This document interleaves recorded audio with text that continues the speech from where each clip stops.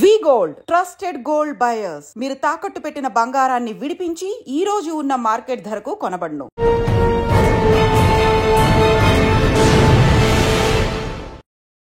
Welcome to crime diaries. ఈ వారం మన guest 1996 batch police officer.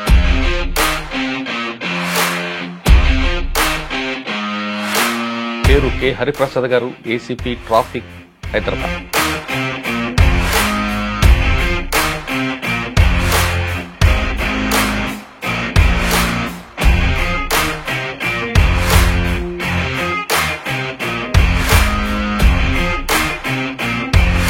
Khammam to Hyderabad via Karimnagar మీ జర్నీ చెప్పండి. 1996 బ్యాచ్గా నేను సబ్ ఇన్స్పెక్టర్ సెలెక్ట్ అయ్యాను. ఎడ్యుకేషన్ నాకు టీచర్ కూడా సెలెక్ట్ అయ్యాను నేను. కానీ రెండు సెలెక్ట్ అయినప్పుడు ఒకటేసారి 96లో ఇది చూజ్ చేసుకోవడం జరిగింది. అంటే పోలీసులు చూసి నేర్చుకున్నారా, లేదంటే ఎవరైనా పోలీస్ మీకు రోల్ మోడల్గా ఉన్నారా? అంటే మనం సాధారణంగా మనం చూస్తుంటాం, ఫస్ట్ మిలిటరీ, నెక్స్ట్ పోలీస్. అంటే సొసైటీకి మనం ఎవరికైనా సహాయం చేయాలంటే పూర్ పీపుల్కి కానీ సొసైటీలో మిగతా డిపార్ట్మెంట్ అది మనం it will take lot of time. Sir Jagtial బాగా గుర్తుపోయిన సంఘటన అండి నేలకొండ రజిత అలియాస్ పద్మక్ అని ఆమె మూమెంట్ బాగా ఉంటుండే. ఎక్స్మిస్ పాయింట్ ఆఫ్ వ్యూలో నేరెళ్ళ విలేజ్ లో తర్వాత ఎన్కౌంటర్ అయింది. వాటికి కూంబింగ్ ఆపరేషన్కి మేము రెగ్యులర్గా పోయేది. అంటే ఒకరోజు పోతే మేము 2-3 రోజులు కూడా పోతాం. మన ఫారెస్ట్ లో ఉన్నదని ఇన్ఫర్మేషన్ మనం పోతే కావాలని రోడ్కి వచ్చేసి మెయిన్ రోడ్ వాళ్ళ టీం చూసి ఫస్ట్ ఫైర్ వాళ్ళు చేశారు. చేసిన తర్వాత ఎక్స్చేంజ్ ఆఫ్ ఫైర్ అయింది. ఎక్స్చేంజ్ ఆఫ్ ఫైర్లో ఆమెతో పాటు ఒక 4 ఎన్కౌంటర్ కావడం జరిగింది. సార్ సిఐడీలో ఉన్నప్పుడు సూరి హత్య కేసులో బాను, ఆ కేసులో మీరు కూడా ఉన్నారు కాబట్టి బాను అనే వ్యక్తి ఎవరికి దొరకకుండా తిరిగాడు చాలా సంవత్సరాలు. మీరు ఎలా ట్రాక్ చేశారండి? ఆయన బేదర్ వస్తాడు, కర్ణాటక వస్తాడు అని మెయిల్స్ ద్వారా ట్రాక్ చేశారు. ఎలా ట్రాక్ చేశారు? ప్రతి మనిషి కూడా ఒక వీక్నెస్ ఉంటుంది. అంటే ఎన్ని రోజులు మాట్లాడుకుంటారు, కానీ ఫైనల్ గా ఒకరోజు తప్పు చేసినట్టు వాళ్ళకు దూరం ఉన్న వాళ్ళకి కాంటాక్ట్ అవుతారు ఫస్ట్. బాను ఆ తర్వాత ఏం అరేంజ్ చేయలేదు కదా, మరి ఎందుకు ఆయన మీద అబ్జర్వేషన్ ఉంది? అతను మర్డర్ చేసిన తర్వాత అతన్ని పట్టుకోకపోతే ప్రజల్లో కూడా పోలీసుకి ఏముంటది? మా పై ఆఫీసర్ నేను ఒక్కనే కదా, నా ఒక్క బ్రెయిన్ ఉండదు కదా. కంప్లైంట్ వచ్చింది సడన్ గా, అంటే మా బాయ్ మిస్సింగ్, ఇంట్లో లేడని. మేము వెతికినాం. సెకండ్ డే ఆ బాయ్ డెడ్ బాడీ కనిపించింది ఆ కరీంనగర్ అవుట్స్కర్ట్స్ లో మూలపొదలో. తర్వాత కుటుంబ సభ్యుల మీద డౌట్ వచ్చింది. మరి అక్కడ బయట నుంచి ఆధారం లేదంటే నెక్స్ట్ కుటుంబ సభ్యులకు పోవాలి. దానికి గట్స్ ఉండాలి కుటుంబ సభ్యుల మీద ఇన్వెస్టిగేట్ చేయడానికి. పిల్లోడిని మర్డర్ కంటే ముందు అతను తీసుకుపోవడం జరిగింది. ఒక ప్లేస్ లో మోటార్ సైకిల్ మీద ఎక్కించుకోపోతాను. కానీ అతను చంపిందంటే వీళ్ళు ఎవరు నమ్మరు. అందులో నుంచి ఒక చాకు తీసి ఇది మాది అంటుంది. ఎన్ని రోజులు మిస్ అయిందంటే ఆ పిల్లగాడి వెళ్ళి నుంచి కనపడలేదు. ఇదే చాకుని వీడు తీసుకుపోయి అక్కడ మర్డర్ చేసిన తర్వాత పిల్లడు సంపొద్దు అని అంటాడు కదా, మేనమామ కదా. అయినా కానీ వాడు తాగినప్పుడు ఆవేశం నుండి తాగిన తర్వాత దిగిన తర్వాత ఎలా మాట్లాడు? ఒక డాక్టర్ చూసి 31st అప్పుడు అంత నాలెడ్జ్ ఉన్న కూడా కొన్ని తప్పులు చేస్తుంటారు. అక్కడ దాకా డ్రైవింగ్ చేసుకుంటూ వస్తారు. వచ్చిన తర్వాత ఆ పోలీసు ఆడు చెక్ చేస్తుందంటే అమ్మటే వాళ్ళ వైఫ్ను కూర్చోబెడతారు దాగపోతే. కానీ మేము సీక్రెట్ వెనక కూడా పెడతాము. టక ఆర్గ్యూ చేస్తాడు. అప్పుడే నేను నడపలేదు బండి, మా వైఫ్ నడిపింది. మరి ఇది ఏంటి డాక్టర్ గారు, మరి ఇంతమందికి మీరు ప్రాణం పోసిందంటారు కదా. Welcome to crime diaries. ఈ వారం మన గెస్ట్ 1996 బ్యాచ్ పోలీస్ ఆఫీసర్. పేరు K Hariprasad garu, ACP traffic, Hyderabad. Hariprasad గారు పోలీస్ డిపార్ట్మెంట్కి వచ్చిన తర్వాత కేవలం కరీంనగర్ జిల్లాలోనే 17 సంవత్సరాలు ఏకదాటిగా పనిచేశారు. ఆయన డిపార్ట్మెంట్కి వచ్చినప్పుడు కరీంనగర్ జిల్లా మావోయిస్టు ప్రభావిత ప్రాంతంగా ఉండేది.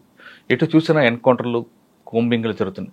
అటువంటి సమయంలో వచ్చిన ఆయన 17 సంవత్సరాలు ఆయన జర్నీ ఎలా కొనసాగింది, ఎలా ఏ విధంగా ఆ సమస్యను ఎదుర్కొన్నారు అన్న విషయంతో పాటు ప్రస్తుతం జూబ్లీ హిల్స్ ట్రాఫిక్ ఉన్న ఆయన ఇక్కడ ట్రాఫిక్ సెన్స్ ఉందా లేదా ప్రజలకి, ఇక్కడ ట్రాఫిక్ వల్ల జరిగే అనర్థాలు ఎలా జరుగుతున్నాయి, హత్యల వల్ల చనిపోయే వారి సంఖ్య కన్నా ట్రాఫిక్ లో చనిపోయే వారి సంఖ్య ఎక్కువగా ఉంది కాబట్టి దాన్ని కంట్రోల్ చేయడానికి ప్రజలు ఏం చేయాలి, పోలీసులు ఏం చేయాలి విషయాల్ని సార్ అని తెలుసుకున్నాం. సార్ నమస్తే అండి. నమస్తే. K Hariprasad garu, ACP traffics, Panjagutta, Hyderabad. Sir Hyderabad పబ్లిక్కి ట్రాఫిక్ సెన్స్ ఉందని అనుకోవచ్చా లేదనుకోవచ్చు? ఎందుకంటే రికార్డ్ చూస్తుంటే ఎక్కువ ట్రాఫిక్ వైలేటర్స్ అందరూ కూడా బాగా ఎడ్యుకేటెడ్ కనిపిస్తున్నారు. చిన్న చిన్న రిక్షా పుల్లర్స్ అందరూ కూడా ట్రాఫిక్ నిబంధనలు పాటిస్తున్నారు. టోటల్గా మనం దేశవ్యాప్తంగా రికార్డ్ తీసుకుంటే మర్డర్ వల్ల చనిపోయే సంఖ్య 100లో ఉంటే రోడ్డు ప్రమాదాల చనిపోయిన సంఖ్య లక్షల్లో ఉంది. ఇంకా ఇంజ్యూర్డ్ పర్సన్ అయితే దానికి డబుల్ ఉంటుందండి. దీనికి సొల్యూషన్ కావాలంటే కేవలం పోలీసులే కాకుండా పబ్లిక్ వైపు నుంచి మీకు ఎలాంటి సపోర్ట్ కావాలి? ఈ ప్రశ్న చెప్పే ముందు ఖమ్మం టు హైదరాబాద్ వయా కరీంనగర్ మీ జర్నీ చెప్పండి. మురళీధర్ గారు, నా ప్రయాణం అనేది యాక్చువల్గా 1996 బ్యాచ్గా నేను సబ్ ఇన్స్పెక్టర్గా సెలెక్ట్ అయ్యాను. నేటివ్ వచ్చేసి ఖమ్మం తల్లాడ మండలం మాది. ఒక విలేజ్ శంకర్రావు మా ఫాదర్ పేరు, మదర్ నాగరత్నం. నేను బేసికల్గా అగ్రికల్చర్ ఫ్యామిలీ, వ్యవసాయం ఉన్నది మాకు. మా ఊర్లో మంచి ఏరియా కదా సార్, అది చాలా బాగుంటది. చాలా బాగుంటది అగ్రికల్చర్ గా. మా విలేజ్ లో పర్టికులర్ కాటన్ మిర్చి బాగా వేస్తారు. మామిడి అన్ని కూడా బాగుంటాయి. మామిడి కూడా, నాకు మామిడి కూడా మ్యాంగో ఉన్నది, నాకు ఇష్టం. చిన్నప్పటి నుంచి కూడా నేను మ్యాంగో గార్డెన్, కొంచెం ముందుకెళ్తే ఆంధ్ర బోర్డర్ కదా.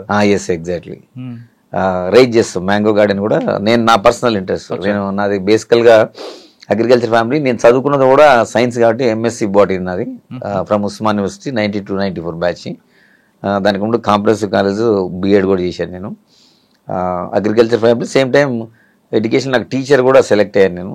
కానీ రెండు సెలెక్ట్ అయినప్పుడు ఒకటేసారి 96లో ఇది చూజ్ చేసుకోవడం జరిగింది. అంటే బై చాయిస్, ఛాన్స్ కాదు.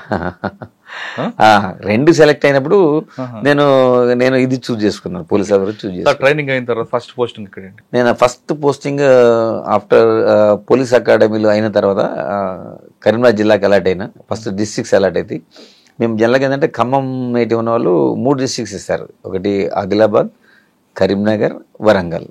ఆ 3 డిస్ట్రిక్ట్లో అప్పుడు వాళ్ళు మేము ట్రైనింగ్ చేసినప్పుడు చాలా విషయాలు ఉన్నాయి, మీకు చెప్పాలి కొన్ని విషయాలు. మా బ్యాచ్ లో జనరల్ గా ట్రైనింగ్ అప్పుడే చాలా మంది ఎక్స్ట్రీమిజం ఉండి అప్పుడు కరకగూడలో ఒక ఎన్కౌంటర్ అయింది. అప్పుడు దాదాపు పోలీస్ ఆఫీసర్స్ చాలా మంది చనిపోయారు, 15 మంది దాకా. అప్పుడు మా బ్యాచ్ నుంచి ట్రైనింగ్ లో నుంచి కొంతమంది ఆ పేరెంట్స్ ఒత్తిడికి మేము చేయము ఈ జాబ్ అని చాలా మంది వెళ్ళిపోవడం కూడా జరిగింది పోలీస్ ఆఫీసర్ గా. అంటే ఆ విధంగా టెన్షన్, ఆందోళన ఉండే. అప్పుడు కంటిన్యూగా ఒక యుద్ధ వాతావరణం ఉన్నది. ఆ యుద్ధ వాతావరణంలో కొంతమంది జాబ్ వదిలిపెట్టిపోవడం కూడా జరిగింది. కానీ మేము కరీంనగర్ అనేది హైలీ ఎఫెక్టెడ్, ఈ 4 జిల్లాల్లో హైలీ ఎఫెక్టెడ్ కరీంనగర్ జిల్లా. ఫస్ట్ పోస్టింగ్ నాది సిరిసిల్ల అని, అక్కడ ప్రొబేషనర్గా పోయినా నేను. ప్రొబేషన్ పీరియడ్ ఉంటుంది మాది.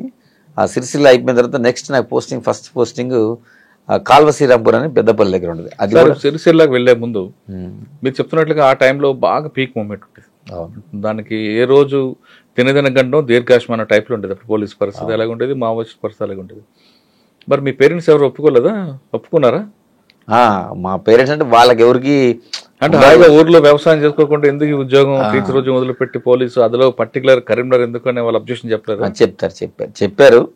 చెప్పారు కానీ నాకు ఆ టైంలో చేయాలని ఉన్నది, ఇంట్రెస్ట్ కాబట్టి వాళ్ళని కన్విన్స్ చేయడం జరిగింది. అంటే పోలీసులు చూసి నేర్చుకున్నారా, లేదంటే ఎవరైనా పోలీస్ మీకు రోల్ మోడల్గా ఉన్నారా? అంటే మనం సాధారణంగా మనం చూస్తుంటాం. అంటే నెక్స్ట్ ఒకటి ఫస్ట్ మిలిటరీ, నెక్స్ట్ పోలీస్. అంటే సొసైటీకి మనం ఏదైనా సర్వీస్ చేయదలుచుకుంటే నిజంగా అప్పటికప్పుడు ఇమీడియట్ రిజల్ట్స్ వచ్చేది పోలీస్. అంటే నేను నమ్ముతా. ఎందుకంటే మనం ఎవరికైనా సహాయం చేయాలంటే, పూర్ పీపుల్కి కానీ సొసైటీలో సర్వ్ చేయాలంటే మనకి పోలీస్ డిపార్ట్మెంట్ డైరెక్ట్గా అందరికీ విజిబుల్ ఉంటుంది. మిగతా డిపార్ట్మెంట్ అది మనం it will take lot of time. కానీ మనం పోలీసులో ఏంటంటే ఎవరికైనా హెల్ప్ చేయదలుచుకుంటే మనం రియల్ ఎవరైతే విక్టిమ్స్ ఉన్నారో వాళ్ళకి ఇమీడియట్గా మనం జస్టిస్ చేసే అవకాశం పోలీసులో ఉంటుంది. నేను నమ్ముతున్నా ఎగ్జాక్ట్లీ అది జరుగుతుంది కూడా. It's real. అందుకు పోలీసులు మీరు రైట్ సార్. సిరిసిల్లో మీకు ఏమో దొరికిందండి ఫస్ట్ ఛాలెంజ్ మీకు? సిరిసిల్ల అంటే ప్రొబేషన్ పీరియడ్. మేము అక్కడ బొంగులో జనశక్తి మూవ్మెంట్ బాగుంటుంది. అక్కడ మావోయిస్ట్ 2 మిక్స్ ఉంటాయి అక్కడ. ఒకటి బొంగులోనే నాకు ఒకటి సిరిసిల్లలో ఒకటి ఆ లోకల్లో వచ్చి ఒక అతను అడ్వకేట్ ఉంటాడు. ఆయన్ని వచ్చి ఒక జనశక్తి మిలిటెంట్ వచ్చి లోకల్లో ఫైర్ చేసిపోయింది. చేతిపోతే అతను హాస్పిటల్ షిఫ్ట్ చేసేది, చనిపోవడం జరిగింది. అంటే మేము కూడా మూవ్మెంట్ ఏంటంటే అప్పుడు మేము వెపన్ కంపల్సరీ క్యారీ చేయాల్సిందే. తర్వాత మేము ఎప్పుడు కూడా 24 hours అలర్ట్గా ఉండాలి. ఈవెన్ దో మనం బయట రోడ్డు మీద వెళ్ళేటప్పుడు కూడా మనం అందరిని కూడా అబ్జర్వేషన్ ప్రాపర్గా ఉండాలి. ఆ ఎక్స్ట్రీమిజం ఉన్నప్పుడు నేను ఏదో రొటీన్గా ఉంటా అంటే అప్పుడున్న ఆ పరిస్థితులు లేవు. నేను బయటికి వెళ్ళాలన్నా, మళ్ళీ పోయి పోలీస్ స్టేషన్లో పోవాలన్నా కానీ చాలా జాగ్రత్తగా పరిసరాలని మనం అబ్జర్వేషన్ ఉండాలి. ఎగ్జాక్ట్లీ. అప్పుడు రోజుల్లో మనం యూనిఫామ్ వేస్తాం కొన్ని కేసెస్లో. వేసినప్పుడు మనం ప్రాపర్గా ఫోర్స్ పెట్టుకొని పోవాలి. మనం కూడా ట్రావెలింగ్ అనేది ఏదైనా విలేజ్కి పోవాలంటే మనం ఆర్టీసీ బస్ని మనం ఎంచుకునేది. మేము మా జీబీలో కానీ పోలీస్ వెహికల్ కానీ వాడాలి. ఎక్స్పోజ్ కాకూడదు కదా. ఎక్స్పోజ్ కావడం అంటే ఎక్స్పోజ్ మీన్స్ మన మూమెంట్ ఉన్నప్పుడు మిలిటెంట్లు వాళ్ళంతా టార్గెట్ పెట్టుకొని కూర్చుంటారు. మన మూమెంట్ ముందు ఎవరికి చెప్పొద్దు. సార్ మీరు సిరిసిల్ల ఉన్నట్టు పరిస్థితి టైంలో అక్కడ గంభీరపేట అక్కడ బాగా ఎఫెక్టెడ్ ఉంటుంది. మాచారెడ్డి ఈ ప్రాంతంలో ఇబ్బందులు వచ్చాయి ఎప్పుడైనా? ఉంటాయి, తప్పకుండా ఉంటాయి. మీరు అన్నట్టు గంభీరావుపేట, అక్కడ ముస్తాబాద్, ఎల్లారెడ్డిపేట, దాని తర్వాత నెక్స్ట్ మనం మాచారెడ్డి బోర్డర్, నిజామాబాద్ జిల్లా బోర్డర్. ఆ ఫారెస్ట్ ఏరియాలో కంటిన్యూగా మూవ్మెంట్ ఉంటే జనశక్తి ఉంటుండే వాళ్ళు ఎక్స్ట్రాక్షన్ చేస్తుండే ప్రజల నుంచి పైసలు. ఎవరైతే ఉన్నారో కాంట్రాక్టర్స్ కానీ వాళ్ళు కానీ వీళ్ళు కానీ కొంచెం అది లంపెన్ గ్యాంగ్ ఉంటుండే. ఇది జనశక్తి రణధీర్ అని అప్పుడు ఉంటుండే ఆ ఏరియాలో. అప్పుడు మేము చాలా మట్టుకి అవి మనం అంటే అప్పుడు మా ఎస్పీ ఫస్ట్ నేను పోయినప్పుడు ఉమేష్ చంద్ర గారు ఉన్నారు కరీంనగర్. అప్పుడు ఉమేష్ చంద్ర గారు ఉన్నారు. సార్ ఆయన దగ్గర ఏం నేర్చుకున్నారండి? ఆఫీసర్ కదా. అవును, చాలా సిన్సియర్. చాలా అప్పుడు అంటే ప్రజలు ఎవరైతే పొలిటీషియన్స్ కానీ ఎవరు కానీ అప్పుడు సాధారణంగా వాళ్ళు పాపం వాళ్ళ కాన్సెన్స్కి పోయే పరిస్థితి, ప్రజలను కలుసుకోవాలన్నా కానీ చాలా కష్టం ఉండే. పోలీస్ పర్మిషన్ తోటే పోదాడు. పోలీస్ పర్మిషన్ అంటే ఆ విధంగా కాదు, ఆ పోలీసుని అడిగి ఆ ఏరియాలో మూవ్మెంట్ ఉందా లేదా, పోలీసులు అప్పుడు వాళ్ళకి సలహా ఇస్తే ఆ సలహా ప్రకారం వాళ్ళు ఆ గ్రామానికి పోవడం. అది కూడా వెరీ రేర్గా పోయేది గ్రామానికి, ఎందుకంటే అప్పుడు అటాక్ అయ్యేది పొలిటీషియన్స్ మీద, బాగా ఒత్తిడి ఉండేది. వాళ్ళు స్వేచ్ఛగా పోయి ప్రజలు కలిసే పరిస్థితి లేకుండా. సార్ దగ్గర ఏం నేర్చుకున్నారంటే ఫస్ట్ ఎస్పీ మీకు ఆయనే కదా? అవునవును, అతను చాలా టైగర్ ఆయన. Yes, exactly. అతను మా ఎస్పీ గారు అందరూ కూడా మేము కొత్తలో పోయినప్పుడు అందరూ బ్రీఫింగ్ ఇచ్చారు. చాలా మంచిగా ఇంటరాక్ట్ అయ్యారు. అందరూ కూడా చాలా చాలా మంచిగా అడ్వైజెస్ చేశారు. ఎందుకంటే ఇక్కడ ఈ జిల్లాలో మనం చేయాలంటే ఉద్యోగం ప్రజలతో సత్సంబంధాలు ఏర్పరచుకోవాలి మనం. ఎందుకంటే ప్రజలతో మనం రిలేషన్ వాళ్ళతో ప్రజలతో మంచిగా ఉన్నప్పుడు ప్రజలు వాళ్ళు మనల్ని ఓన్ చేసుకుంటారు. ఏంటంటే ఇప్పుడు వాళ్ళ కింద ఎక్స్ట్రీమిస్ట్ ఏంటంటే కొంత వాళ్ళు సహాయం చేసినట్టు చేసి ప్రజలకి అందులో లంపెన్ ఉండేది, ఎక్స్ట్రాక్షన్ చేసేది, అవి చేసేది. మనం అట్లా ఉండొద్దు. ప్రజలకి మనం ఎప్పుడు హెల్ప్ఫుల్గా ఉంటే ప్రజలు మనకి ఇన్ఫర్మేషన్ ఇస్తారు. ప్రజలతో మమేకం కావాలి, ప్రజలకు మనం సహాయం చేయాలి. ఏదైతే మన డ్యూటీ ఉన్నాయో, విధులు ఉన్నాయో, ఎవరిని కూడా ప్రజల్ని ఇబ్బంది పెట్టకుండా చేస్తే మనం ఆటోమేటిక్గా మనం ఆ ఎక్స్ట్రీమిజంని ఎరాడికేట్ చేసే అవకాశం ఉంటుందని మాకు సలహా ఇవ్వడం జరిగింది ఉమేష్ చంద్ర గారు. సార్ సిరిసిల్ల నుండి సిరిసిల్ల మీకు ఎవరు సీఏ ఎవరండి అప్పుడు? సిరిసిల్ల అప్పుడు నాకు ఫస్ట్ నేను రామయ్య గారు అని ఉంటుండే, తర్వాత నాగేశ్వరరావు అని ఉంటుండే, ఇద్దరు ఉంటుండే. అప్పుడు వేములవాడ సిరిసిల్ల ఒక సబ్ డివిజన్ అది. వాళ్ళిద్దరు కూడా ప్రజెంట్ లేరు, రిటైర్ అయిపోయారు. సిరిసిల్ల తర్వాత అండి? సిరిసిల్ల తర్వాత నేను కాల్వ శ్రీరాంపూర్ అని పెద్దపల్లి దగ్గర first, it is my first posting. Nalin Prabhat గారు ఎస్పీగా ఉన్నారు, నేను అక్కడ ఫస్ట్ పోస్ట్. అక్కడ ఏం ఛాలెంజ్ వచ్చిందంటే మీకు? అక్కడ మెయిన్ ఏంటంటే మనకి ఎక్స్ట్రీమిజం బాగా హైలీ ఎఫెక్టెడ్. సికాసా మూవ్మెంట్ ఉంది కదా? ఉన్నది. సింగరేణికి సంబంధించింది, ఎందుకంటే అది బార్డర్ పెద్దపల్లి కాబట్టి మనకి అవన్నీ మంతని, కాటారం, ఆ ఫారెస్ట్ రూట్స్ అంతా కాళేశ్వరం అంతా దాని కింద ఉండేది కదా. ఎగ్జాక్ట్లీ. మనకి అంత సింగరేణి అంతా బొగ్గలు అందులో పనిచేసేవాళ్ళు. తర్వాత మేమేంటంటే మా ఎస్పీ గారు అప్పుడు నలిన్ ప్రభాత్ సార్ అని ఆయన కూడా ఏంటంటే మెడికల్ క్యాంప్స్ కండక్ట్ చేసేది. నేను ఉన్నప్పుడు చాలా పెద్ద క్యాంపు, మెడికల్ క్యాంపు కండక్ట్ చేయించారు. అంటే మారుమూల అది గ్రామం కాబట్టి అది పేరుకి మండల హెడ్ క్వార్టర్ అది కాల్వ శ్రీరాంపూర్. అప్పుడు నేను ఫస్ట్ SHO నేను. అప్పుడు ఉన్నప్పుడు ఏం చేసినా మనకి ప్రజలకు దగ్గర కావాలంటే మనం ప్రజలకు ఒక మంచి పనులు చేయాలి. అంటే పోలీసుకి ఇమేజ్ పెంచుకోవాలి ఫస్ట్ ప్రజల్లో. ఎందుకు నక్సలిజం వద్దు, ఎందుకు మనకి ప్రభుత్వ పాలన అంటే వాళ్ళు ప్రభుత్వాన్ని పాలన చేయనిపోయేటోళ్ళు. ఎందుకంటే వాళ్ళే వచ్చి ఫారెస్ట్ విలేజ్లోకి వచ్చి ఆక్యుపై చేసి అక్కడున్న ఎవరైనా పొలిటీషియన్ వాళ్ళని చంపేయటం, తర్వాత పాలన అనేది లేదు. అంటే వాళ్ళు ఆధీనంలో తెచ్చుకొని ప్రయత్నం చేసేది. అది మనం ఓవర్కమ్ చేయాలంటే మనం ప్రజల్లో మంచి పేరు తెచ్చుకుంటే మెడికల్ క్యాంపు చాలా పెద్ద క్యాంప్ పెట్టినాం అక్కడ, బిగ్ క్యాంప్. ఎందుకంటే అప్పుడు రోజుల్లో అంత అవేర్నెస్ లేదు, రకరకాల డిసీజ్ ఉంటాయి ప్రజలకి. అంటే హాస్పిటల్ పోయే పరిస్థితి ఉండదు, పూర్నెస్ ఉన్నది, అంటే ఫారెస్ట్ ఉన్నది. అట్లాంటి సమయంలో మనం మెడిసిన్స్ కానీ అదేవిధంగా డాక్టర్స్ కానీ అంటే యాక్చువల్ కరీంనగర్ హెడ్ క్వార్టర్ నుంచి దాదాపు ఒక 30-40 డాక్టర్స్ పెట్టేసి మా ఎస్పీ, ఇన్స్పెక్టర్, ఏసీ, మా డిఎస్పీ ర్యాంక్ ఆఫీసరు, వీళ్ళంతా మా డిఐజీ ర్యాంక్ ఆఫీసరు, వీళ్ళందరూ వచ్చి మనం ఒక పెద్ద క్యాంపు అరేంజ్ చేయడం జరిగింది. దానివల్ల ప్రజల్లో ఏంటంటే పోలీసు మీద ఒక మంచి ఒపీనియన్ వచ్చింది. సార్ మీరు ఖమ్మం జిల్లా తల్లాడ మంచి వ్యవసాయం కుటుంబం, చుట్టూ బాగుంటుంది. అక్కడ నుండి మీరు సిరిసిల్ల నుంచి అటు వెళ్ళారు. ఒక కంప్లీట్ డ్రై ఏరియా, అది అంతా అన్నలు ఆడావిడ కనిపిస్తుంది. ఆ వాతావరణం అలవాటు చేసుకోవడానికి ఎంత రోజులు పడి ఇన్ని రోజులు పట్టింది మీకు? నేనంటే నా నేపథ్యం అంటే ఖమ్మం జిల్లా కావచ్చు, మనం చదువుకున్నది కూడా ఎడ్యుకేషన్ మళ్ళీ ఉస్మాన్ యూనివర్సిటీలో చదువుకున్నాను. కంప్లీట్ అర్బన్ నుంచి కదా. అందుకనే అక్కడ ఉస్మాన్ యూనివర్సిటీలో చదువుకున్నప్పుడు కూడా నాకు వేరే జిల్లా వాళ్ళతో కూడా సంబంధాలు ఏర్పడుతుంటాయి. ఎందుకంటే అది హబ్. అప్పుడు ఉన్నప్పుడు ఉస్మాన్ యూనివర్సిటీ చాలా పెద్ద మంచి అప్పుడు ఉండే. ఎందుకంటే అప్పుడు ఇంజనీరింగ్ సీట్ కానీ మెడిసిన్ సీట్ కానీ లేవు. ఆ రోజుల్లో క్రీమ్ అంతా ఉస్మాన్ యూనివర్సిటీకి వస్తుండే. ఆ ఎడ్యుకేషన్లో మనం చదువుకున్నప్పుడు ఇది మహబూబ్నగర్ కానీ, నల్గొండ కానీ, అదేవిధంగా కరీంనగర్ కానీ, వరంగల్ కానీ కొంతమంది విద్యార్థులు మేము కలిసినప్పుడు మాట్లాడుకోవడం జరిగింది. అది ఏదైనా మీరు చెప్పినట్టు కొంచెం డిఫరెంట్ డిస్ట్రిక్ట్ అది. కరీంనగర్ అనేది ఇప్పుడు నక్సలిజం తోటి భయభ్రాంతులకు గురైన జిల్లా. అంత ఈజీగా మీరు చేయటం అన్నట్టు ఫస్ట్ లో కొంచెం ఇబ్బంది ఉన్నమాట వాస్తవమే. కానీ దాన్ని మీకు ఇల్లు కూడా దిగేవారు కదండి ఆ ఊర్లో? అవునవును, మాకు అందుకనే ఇల్లు ఇవ్వరు. వాస్తవం మీరు చెప్పింది. క్వార్టర్స్ ఉన్నాయి అప్పుడు. ఎందుకంటే మా ప్రిన్సెస్ లోపల ఆ క్వార్టర్స్ ఉంటాయి. ఆ క్వార్టర్స్ లోనే మేము ఉండాలి. బయటకు విలేజ్ కి పోవాలంటే కూడా బాగుండేవి కావండి అప్పట్లో. అవునవును, ఎప్పుడు పడిపోతాయా ఎప్పుడు కూలిపోతాయని ఉన్నాయి. అయితే మాకు కాళశ్రీరాంపూర్ లో కట్టినప్పుడు క్వార్టర్స్ పర్వాలేదు. మీరు అన్నట్టు కొన్ని ప్లేసెస్ ఉన్నాయి. కానీ ఇది గవర్నమెంట్ అప్పుడు ఇనిషియేషన్ తీసుకొని నక్సలిజం ఉంది కాబట్టి అవుట్స్కట్స్ లో అంటే మా పోలీస్ స్టేషన్ చుట్టూ ఏమి ఇల్లు ఉండవు. ఎందుకంటే అది అట్లా మాకు ఐడియాలు ఉంటేనే మాకు సెంట్రీలు ఉంటుండే, హైట్ లో పెట్టుకుంటుండే పోలీస్ స్టేషన్. ఎందుకంటే పోలీస్ స్టేషన్ అటాక్స్ చేస్తుండే అప్పుడు రోజుల్లో వాళ్ళు కాబట్టి అటు యుద్ధం. అప్పుడు పోలీస్ స్టేషన్ అన్నది సెక్యూరిటీ ప్రాబ్లం అని జనాల మధ్యన పెట్టేవారు కదండి. అవుట్స్కట్స్ లో ఈజీగా కొట్టడానికి లేదు. ఇది కొన్ని పాయింట్ ఆఫ్ యుద్ధ తంత్రంలో మనకి విజిబిలిటీ ఉంటుంది అనమాట. మీరు అన్నట్టు ఇళ్ల మధ్యలో ఉంటే ఏంటంటే ఆ మిలిటెంట్ వచ్చి ఆ లోపల నుంచి వచ్చి ఆ గ్రెనేడ్ వేసేసింది అనుకోండి, మనకి తెలియదు లాస్ట్. పబ్లిక్ ఇబ్బంది కాకుండా ఉండడానికి వాళ్ళే ఆగుతారని ఒక కాన్సెప్ట్ ఉంటుంది కదా.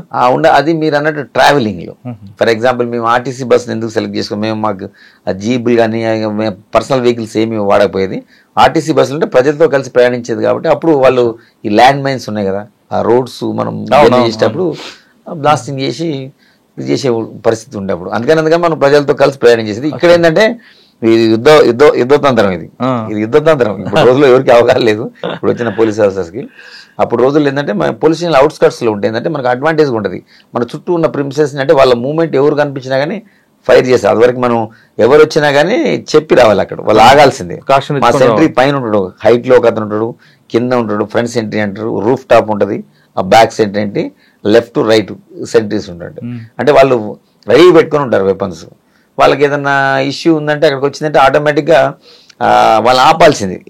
ఈవెన్ మా పై ఆఫీసర్స్ ఎస్పీ వచ్చినా గానీ ఆ వెహికల్ లో కూడా వాళ్ళు ఎవరైనా ఎస్పీ అనుకొని చెప్పొచ్చి మనం అటాక్ చేసే అవకాశం ఉంది. ఎస్పీ గారు వచ్చినా గానీ అక్కడ దూరం ఉండే వాళ్ళు సోర్స్ అని చెప్పి వాళ్ళు మన లైటింగ్ వేసిన తర్వాత కన్ఫర్మ్ అయిన తర్వాత మా పోలీసులకు అలా చేసేది. ఆ లెవెల్ ఉంది. ఆ విధంగా జరిగింది క్రైమ్ అయినప్పుడు పోలీసుల పేరు మీద దాడులు చేసేవారు. ఉన్నాయి కదా. ఇప్పుడు మన అక్కడ కాటారం పిఎస్ ఉన్నది, దాని మీద అటాక్ చేశారు. మీరు అన్నట్టు ఇళ్ల దగ్గర ఉన్నది. నేను ఉన్న టైంలో కాటారం పిఎస్ మీద అటాక్ చేశారు. కాకపోతే మా వాళ్ళు అప్పుడు తిప్పి కొట్టారు. సార్ అక్కడ మీకు బాగా గుర్తుండిపోయిన సంగతి చెప్పండి. ఫస్ట్ పోస్టింగ్ కదా కాళశ్రీరాంపూర్ ఫస్ట్ పోస్టింగ్ లో మనకు ప్రధానంగా ఏంటంటే మెడికల్ క్యాంప్. చెప్పాను కదా మీకు, మెడికల్ క్యాంప్ కాకుండా అంటారా. అంటే అక్కడ మనకి ఒక సందర్భం ఏముంటుందంటే ఫర్ ఎగ్జాంపుల్ మా పక్కన విలేజ్ లో ఒకతను మర్డర్ కాబట్టాడు. అప్పుడు ఇప్పుడు ఎవరో కూడా మేము పోవాల్సి వస్తుంది. మేము చెప్పిన టైం కాకుండా క్రాస్ కంట్రీలో పోవాలి. మేము రోడ్డు నడవడానికి లేదు. వెనక సంఘటన డైరెక్ట్గా వెళ్ళిపోయింది. అప్పుడు రోజుల్లో మా హెడ్ కానిస్టేబుల్ కూడా ఒక అతను నా దగ్గర పనిచేస్తాడు, నాయుడు అని. అతను బయటికి వెళ్ళిండు ఒక పని మీద. మేము చెప్పిన అది కూడా సర్ప్రైజ్ పోయిండు. కానీ అక్కడ వాళ్ళు రెడీ ఉన్నారు కాసుకొని మావోయిస్ట్ అంటే అప్పుడు పీపుల్స్ వార్ అంటారు, పీపుల్స్ వార్ పేరు. వాళ్ళు వచ్చి అతని మీద అటాక్ చేయడం జరిగింది. చేసి ఫైర్ చేశారు. లిటరల్ ఫైర్ చేస్తే అతను పోయేవాడు బెండ్ అయితే వల్ల అది ఫస్ట్ రౌండ్ ఏంటంటే అది హెడ్ లైట్కి పడ్డది. సెకండ్ రౌండ్ అతను పైనుంచి దూసుకుని వెళ్ళిపోయింది. అయినా ధైర్యంగా అతను ఏమంటే పోలీస్ స్టేషన్కి వచ్చిండు. అది నాకు బాగా ఉండే సంఘటన. ఎందుకంటే ఫస్ట్ పోస్టింగ్ లో కొంచెం మనకు అనిపిస్తుంది హ్యూమన్ బీయింగ్ కదా, అతను అక్కడ చనిపోయే అవకాశం ఉంటుంది. కానీ ధైర్యంగా అతను ఎక్కడ కూడా ఆందోళన పడకుండా అతను స్టేషన్కి వచ్చారు. ఇది నాకు బాగా ఫస్ట్ పోస్టింగ్ లో ఫస్ట్ గుర్తు. దానికి జరిగింది. మళ్ళీ మేము ఫారెస్ట్ లో కోంబింగ్ చేసినాం. దానికి సంబంధించిన మిలిటెంట్స్ ఉందో తర్వాత మళ్ళీ ఒక ఎక్స్చేంజ్ ఆఫ్ అయింది మాకు వాళ్ళకి మధ్యలో. అప్పుడు మనకు కొన్ని ఎన్కౌంటర్ కూడా వేరే ప్లేస్ లేదు, నేనున్న ప్లేస్లో కాకుండా ఆ ఇన్పుట్ తోటి వేరే చోట అయింది. సార్ కాల్వాల్సిన తర్వాత కాలసిన తర్వాత నేను next Jagtial rural post. Jagtial rural అంటే జగిత్యాలంటే అప్పటికి వెరీ రగులుతున్నారు. అది తర్వాత అక్కడ మీరు అన్నట్టు కాలువ శ్రీరాంపురం అంత కాదు, అక్కడ మనకి కెనాల్స్ ఉన్నాయి, వాటర్ కూడా బాగుంటుంది, ల్యాండ్స్ కూడా బాగుంటాయి. అక్కడ మనకి అగ్రికల్చర్ కూడా చాలా చాలా బాగా చేస్తారు అక్కడ. సేమ్ టైం నక్సలిజం కూడా మీకు తెలిసి ఉంటుంది అక్కడ. బీర్పూర్ అని నాకంటే ముందు జరిగింది అక్కడ సంఘటన, మీకు ఐడియా ఉందా బీర్పూర్ గురించి? చెప్పండి. బీర్పూర్లో ఏమైందంటే మావోయిస్టులు ఏం చేశారంటే, ఇప్పుడు ఒక పోలీసులు జీప్లో వస్తున్నారని వాళ్ళకు ఒక ఇన్ఫర్మేషన్ ఉన్నది, ఒక మర్డర్ అయింది అక్కడ ఆ ఏరియాలో. బీర్పూర్ నాకంటే ముందు, నేను వెళ్ళడానికి ముందు జరిగిన సంఘటన చెప్తున్నా. అప్పుడు ఆ పరిస్థితులు ఉండే పోలీస్ జీప్ అనుకొని వాళ్ళు ఏం చేశారంటే, ఒక పెళ్లి జీప్ పోతుంది ఆ రూట్లో, అది పోలీస్ అనుకొని వాళ్ళు బ్లాక్ చేయడం జరిగింది. అందులో దాదాపు ఒక 10-12 మంది చనిపోవడం జరిగింది. దీని తర్వాత ఏటూ నగర్ అనుకుంటా ఇంకోటి అదే విధంగా చేశారు. ఇది బీర్పూర్ మేజర్ ఇన్సిడెంట్. అక్కడ 30 లక్షల ఎస్ గణపతి అని పేరు ఉంటుంది, అతను సెక్రటరీ చేశాడు. అది ఫేమస్ నేషనల్ లెవెల్లో పెద్ద స్థాయికి పోయింది అతను. ఆ సంఘటన ఆయన ఉన్నారా? ఆయన లేడండి, ఆయన గ్రామంలో జరిగింది. ఆ గ్రామంలో జరిగింది. ఆ మావోయిస్టులు చేసిన దుశ్చర్య వల్ల చాలా మంది ప్రజలు, ఇన్నోసెంట్ ప్రజలు ప్రాణాలు కోల్పోవడం జరిగింది అక్కడ. దాంతో ప్రజల్లో కూడా వ్యతిరేకత వచ్చింది. ఆ సంఘటన తర్వాత ఏం మీరు వెళ్ళారు? తర్వాత మేము వెళ్ళాం. మరి ఆ బీర్పూర్ లో అప్పటికి ఉందా సిచ్యువేషన్ అండి? ఉన్నది. ఇప్పుడు మా బీర్పూర్ పర్టికులర్ గా ధర్మపూర్ ఏరియా, సారంగపూర్ అంటారు, మెయిన్ అంటే సారంగపూర్ మండలం. అది అండి గుట్టా విలేజ్ అని పిలుస్తారు దాన్ని. ఆ విలేజ్ లో ఎప్పుడు కంప్లీట్ మిలిటెంట్స్ ఉంటుంటే, మనం అక్కడ నేను పోయిన తర్వాత కూడా చాలా ఎక్స్ట్రీమిస్ట్ చాలా మంది మర్డర్స్ చేశారు, చాలా మందిని చంపడం జరిగింది. సార్ జగిత్యాల అన్నది బాగా హాట్ టాపిక్ ఉండేది, పబ్బో చెప్పాలంటే హబ్ అది. ఓకే, అప్పుడు జగన్మోహన్ రెడ్డి గారు డిఎస్పీ సిఏ ఉండేవారు. ఆయన టైంలో మీరు పనిచేస్తారా జగన్మోహన్ రెడ్డి గారు కానీ లేదా నరసింహరావు గారు కానీ? నాకంటే ముందు చేశారు వాళ్ళు. నేను 2000 ఇయర్లో పోయినా, అంటే ఇప్పుడు 25 అంటే 25 ఇయర్స్ బ్యాక్ వెళ్ళాను నేను, వెళ్ళడం జరిగింది. నాకంటే ముందు వాళ్ళు ముందు చేశారు. అప్పుడు నరసింహరావు గారు కానీ తను కానీ చేశారు. అప్పుడు నక్సలిజం పీక్ స్టేజ్లో ఉన్నది అప్పుడు. సార్ మేము వెళ్ళినప్పుడు కూడా పీక్ స్టేజ్లో ఉన్నది. జగిత్యాల మీకు బాగా గుర్తుండిపోయిన సంగతి చెప్పండి. జగిత్యాలలో పర్టికులర్గా నేను చేసిన పీరియడ్లో మేము చెప్పాను కదా, ఎక్కువ లెఫ్ట్ ఐడియాలజీ ఉన్నది, నాకు కూడా ఉన్నది యాక్చువల్గా. ఇప్పుడు వాళ్ళని ఇది చేయాలంటే ఇప్పుడు మనకు కూడా లెఫ్ట్ ఐడియాలజీ ఉండాలి. అందుకనే వాళ్ళు ఎన్నిసార్లు యాంబుష్ చేసినా మనం ఎప్పుడు కూడా వాళ్ళకి అవకాశం ఇవ్వలే, ఎందుకంటే మనకు కూడా ఆ మెంటాలిటీ ఉన్నది కదా. అర్థమైంది మీకు? అర్థమైంది. అందుకనే సాధారణంగా ఏంటంటే వాళ్ళకి ఏం ఐడియాలజీ ఉంటుందో మనకు ముందే చదువుకున్నాం కాబట్టి మనకు ఐడియా ఉండదు. లేకపోతే నాలాంటి వాళ్ళు, నా బ్యాచ్మేట్స్ చనిపోవడం జరిగింది. ఫర్ ఎగ్జాంపుల్ చెప్తాను మీకు, చందుర్తి అని ఒక పిఎస్ ఉంటుంది, అది వేములవాడ పక్కన, శ్రీనివాస్ అని మా బ్యాచ్మేట్. అప్పుడు దాన్ని మనం ఏమంటాం, నాకు పేరు గుర్తొస్తుంది, ప్రజల వద్దకు పాలన లెక్క. అప్పుడు టీడీపీ గవర్నమెంట్ ఉండే అప్పుడు రచ్చబండ కాదు, జన్మభూమి జన్మభూమి కార్యక్రమానికి అతను ఏం చేశాడంటే, ఒక నైట్ అంటే పోలీస్ ఆఫీసర్లు ఇంతమంది ఎడ్యుకేట్ చేస్తారు, చెప్తారు, కొంతమంది ఏంటంటే కొంచెం నెగ్లెక్ట్ చేస్తారు మా వాళ్ళు కూడా. అతను ఏంటంటే జన్మభూమికి ఒక జీప్ తెచ్చుకొని పెట్టుకున్నాడు. నెక్స్ట్ డే జన్మభూమి ఒక రుద్రంగా ఒక విలేజ్లో ఉంటుంది. అయితే అతను ఏం చేసిందంటే, ముందు ఒక జీప్ హైర్ చేసుకున్నాడు, ప్రైవేట్ జీప్. ఇలా గవర్నమెంట్ వెహికల్ అసలే వాడడం. సడన్గా మనం పిలిచి అతనికి హైర్ చేసుకొని మార్నింగ్ అతను జన్మభూమికి పోవడానికి వెళ్తాడు. వెళ్ళేటప్పుడు రుద్రంగి దగ్గర నేరో రోడ్ ఉంటుంది, ర్యాడ్ ఉన్నప్పుడు వాటికి మనకి మైన్స్ పెట్టుకున్నారు. అవి కింద బ్లాస్టింగ్ కాకుండా మనకి సైడ్ నుంచి మైన్స్, క్లైమర్ మైన్స్ పెట్టుకున్నారు. పెట్టుకోవాలి. ఆ క్లైమర్ మైన్స్ లో అతను బ్లాస్ట్ చేయడం వల్ల అతను చనిపోయాడు. అంటే ఈయన వస్తున్న ఇన్ఫర్మేషన్ వచ్చిందంటే వాళ్ళకి ఉంటది. అది జనరల్ గా ఏంటంటే మనం వెహికల్ తెచ్చుకున్నాం కదా, ముందు వెహికల్ అంత ముందు రోజు నైట్ తెప్పించుకుంటారు తన వెహికల్. అంటే వాళ్ళు సెన్స్ చేశారు, ఎందుకంటే అప్పుడు రోజుల్లో ప్రతి విలేజ్ లో కూడా వాళ్ళకి మిలిటెన్సీ ఉన్నది. అంటే అతను నక్సల్స్ డైరెక్ట్ గా వెపన్ తీసుకొని ట్రావెల్ చేయడు, అంటే సింపథైజర్స్ ఉంటారు. వాళ్ళు ఏంటంటే ఇతను జీప్ తీసుకెళ్లారు కదా, అతనికి ఆల్రెడీ తెలిసిపోద్ది ఆ గ్రామంలో, అంటే ఈ వెహికల్లో వస్తారని వాళ్ళు ముందే గ్రాస్ప్ చేసి ఆ పర్టికులర్ ఏరియా క్లైమర్స్ కూర్చున్నారు. నా కళ్ళ ముందే అతను, అయ్యో మేము చనిపోయినప్పుడు చాలా బాధపడడం జరిగింది. అప్పుడే యాక్చువల్గా ఇక్కడ మీరు అన్న ఫస్ట్ అడిగారు కాళ శ్రీరాంపూర్లో ఐ వాజ్ ద ఫస్ట్ పోస్టింగ్లో ఉన్నాను. అంటే నేను ఇంకా అది మీరు అన్నారు కదా ఇంతకుముందు మంచి అది కూడా నా కళ్ళ ముందు నా బ్యాచ్మేట్ చనిపోవడం జరిగింది. అచ్చా, అవన్నీ ఉన్నాయి కాబట్టి మీరు ఇక్కడ చాలా జాగ్రత్తగా వెళ్ళారు జగిత్యాలలో. ఎగ్జాక్ట్లీ అక్కడ కానీ ఇక్కడ కానీ నేను ఎప్పుడు కూడా ఛాన్స్ ఇవ్వలేదు. ఎందుకంటే ఇట్లాంటి మనం ఏమాత్రం మనం తొందరపడ్డా కానీ ఏది మనకు నాకేం కాదులే అని ఎప్పుడు అనుకోండి, నాకు అవుతుందనే ఫీల్ అయితే ఏం కాదు, నేను ప్రికాషన్ నేను ఎంతసేపు అలర్ట్గా ఉంటే అలా అటాక్ చేసే పరిస్థితి మనం ఎప్పుడు ఛాన్స్ ఇవ్వలేదు. జగిత్యాల బాగా గుర్తుపోయిన సంఘటన అండి జగిత్యాలలో అంటే ఎక్స్మిస్ పాయింట్ ఆఫ్ అంటారా జనరల్ గా నేను ఎక్స్మిస్ పాయింట్ ఆఫ్ లో చెప్తా. నేను పర్టికులర్ గా నాకు ఒకటి జనరల్ గా ఏంటంటే రేచ్పల్లి అని విలేజ్ ఉంటుంది. ఆ ఏరియాలో పర్టికులర్ గా పద్మక్క అని నేలకొండ రజిత అలియాస్ పద్మక్క అని ఆమె మూమెంట్ బాగా ఉంటుండే ఎక్స్మిస్ పాయింట్ ఆఫ్ లో. నేలకొండ రజిత నేరెళ్ళ విలేజ్ లో తర్వాత ఎన్కౌంటర్ అయింది. జనరల్గా నేను అప్పుడు స్పెషల్ పార్టీ ఇన్ఛార్జ్ కూడా ఉన్నా సబ్ డివిజన్ మొత్తానికి. ఇప్పుడు మన ఫైర్ సార్ నాగిరెడ్డి సార్ అని అప్పుడు మాకు ఏఎస్పీ ఉండే సార్, నా ఈ వాజ్ మై ఫస్ట్ ఏఎస్పీ. ఇప్పుడు ప్రజెంట్ సార్ డీజీ మా ఫైర్ ఉన్నారు సార్ నాగిరెడ్డి సార్. అప్పుడు ఆ టైంలో స్పెషల్ పార్టీ ఇన్ఛార్జ్గా ఉన్నా నేను. ఉన్నప్పుడు రేచ్పల్లి అని విలేజ్ ఉంటుంది. ఆమె అక్కడ ఫారెస్ట్ చాలా ఫారెస్ట్ హెవీ ఫారెస్ట్ ఉంటుంది. మీరు అన్నట్టు అబ్బుగిరిపూర్ పక్కన సారంగపూర్ మండలం మొత్తం టోటల్గా. అంటే పేరుకి నేను జగిత్యాలు చేసినా కానీ ఎక్కువ మేమందరం ఎస్ఎల్ ఎంగుంటే మాకు ట్రైనింగ్ ఇచ్చారు కాబట్టి మేము కంపల్సరీ నా జ్యూరిడిక్షన్ కాదు మిగతా జ్యూరిడిక్షన్కి ఇది కొంచెం టౌన్. ఇది పక్కన ఏదైతే విలేజెస్ ఉన్నాయో వాటికి కూంబింగ్ ఆపరేషన్కి మేము రెగ్యులర్గా పోయేది. అంటే ఒకరోజు పోతే మేము 2-3 రోజులు కూడా పోతాం కూంబింగ్కి. అంటే మేము ఒకరోజు ఈరోజు బయలుదేరినామంటే ఆన్ ఫుట్ తీసపోయి అర్ధరాత్రి ఒక వెహికల్లో తీసపోయి ఒక ప్లేస్లో డ్రాప్ చేస్తారు. అట్లా డ్రాప్ చేసినప్పుడు మేము ఆ విలేజ్లో ఎప్పుడు మేము మా ఏదైతే మా రెగ్యులర్ ట్రాక్స్ యూజ్ చేయము. రెగ్యులర్ ట్రాక్స్ మీరు నైట్ టైం పంపించారనుకోండి, మీకు ఆ టోపోగ్రఫీ ఎలా తెలుస్తుంది?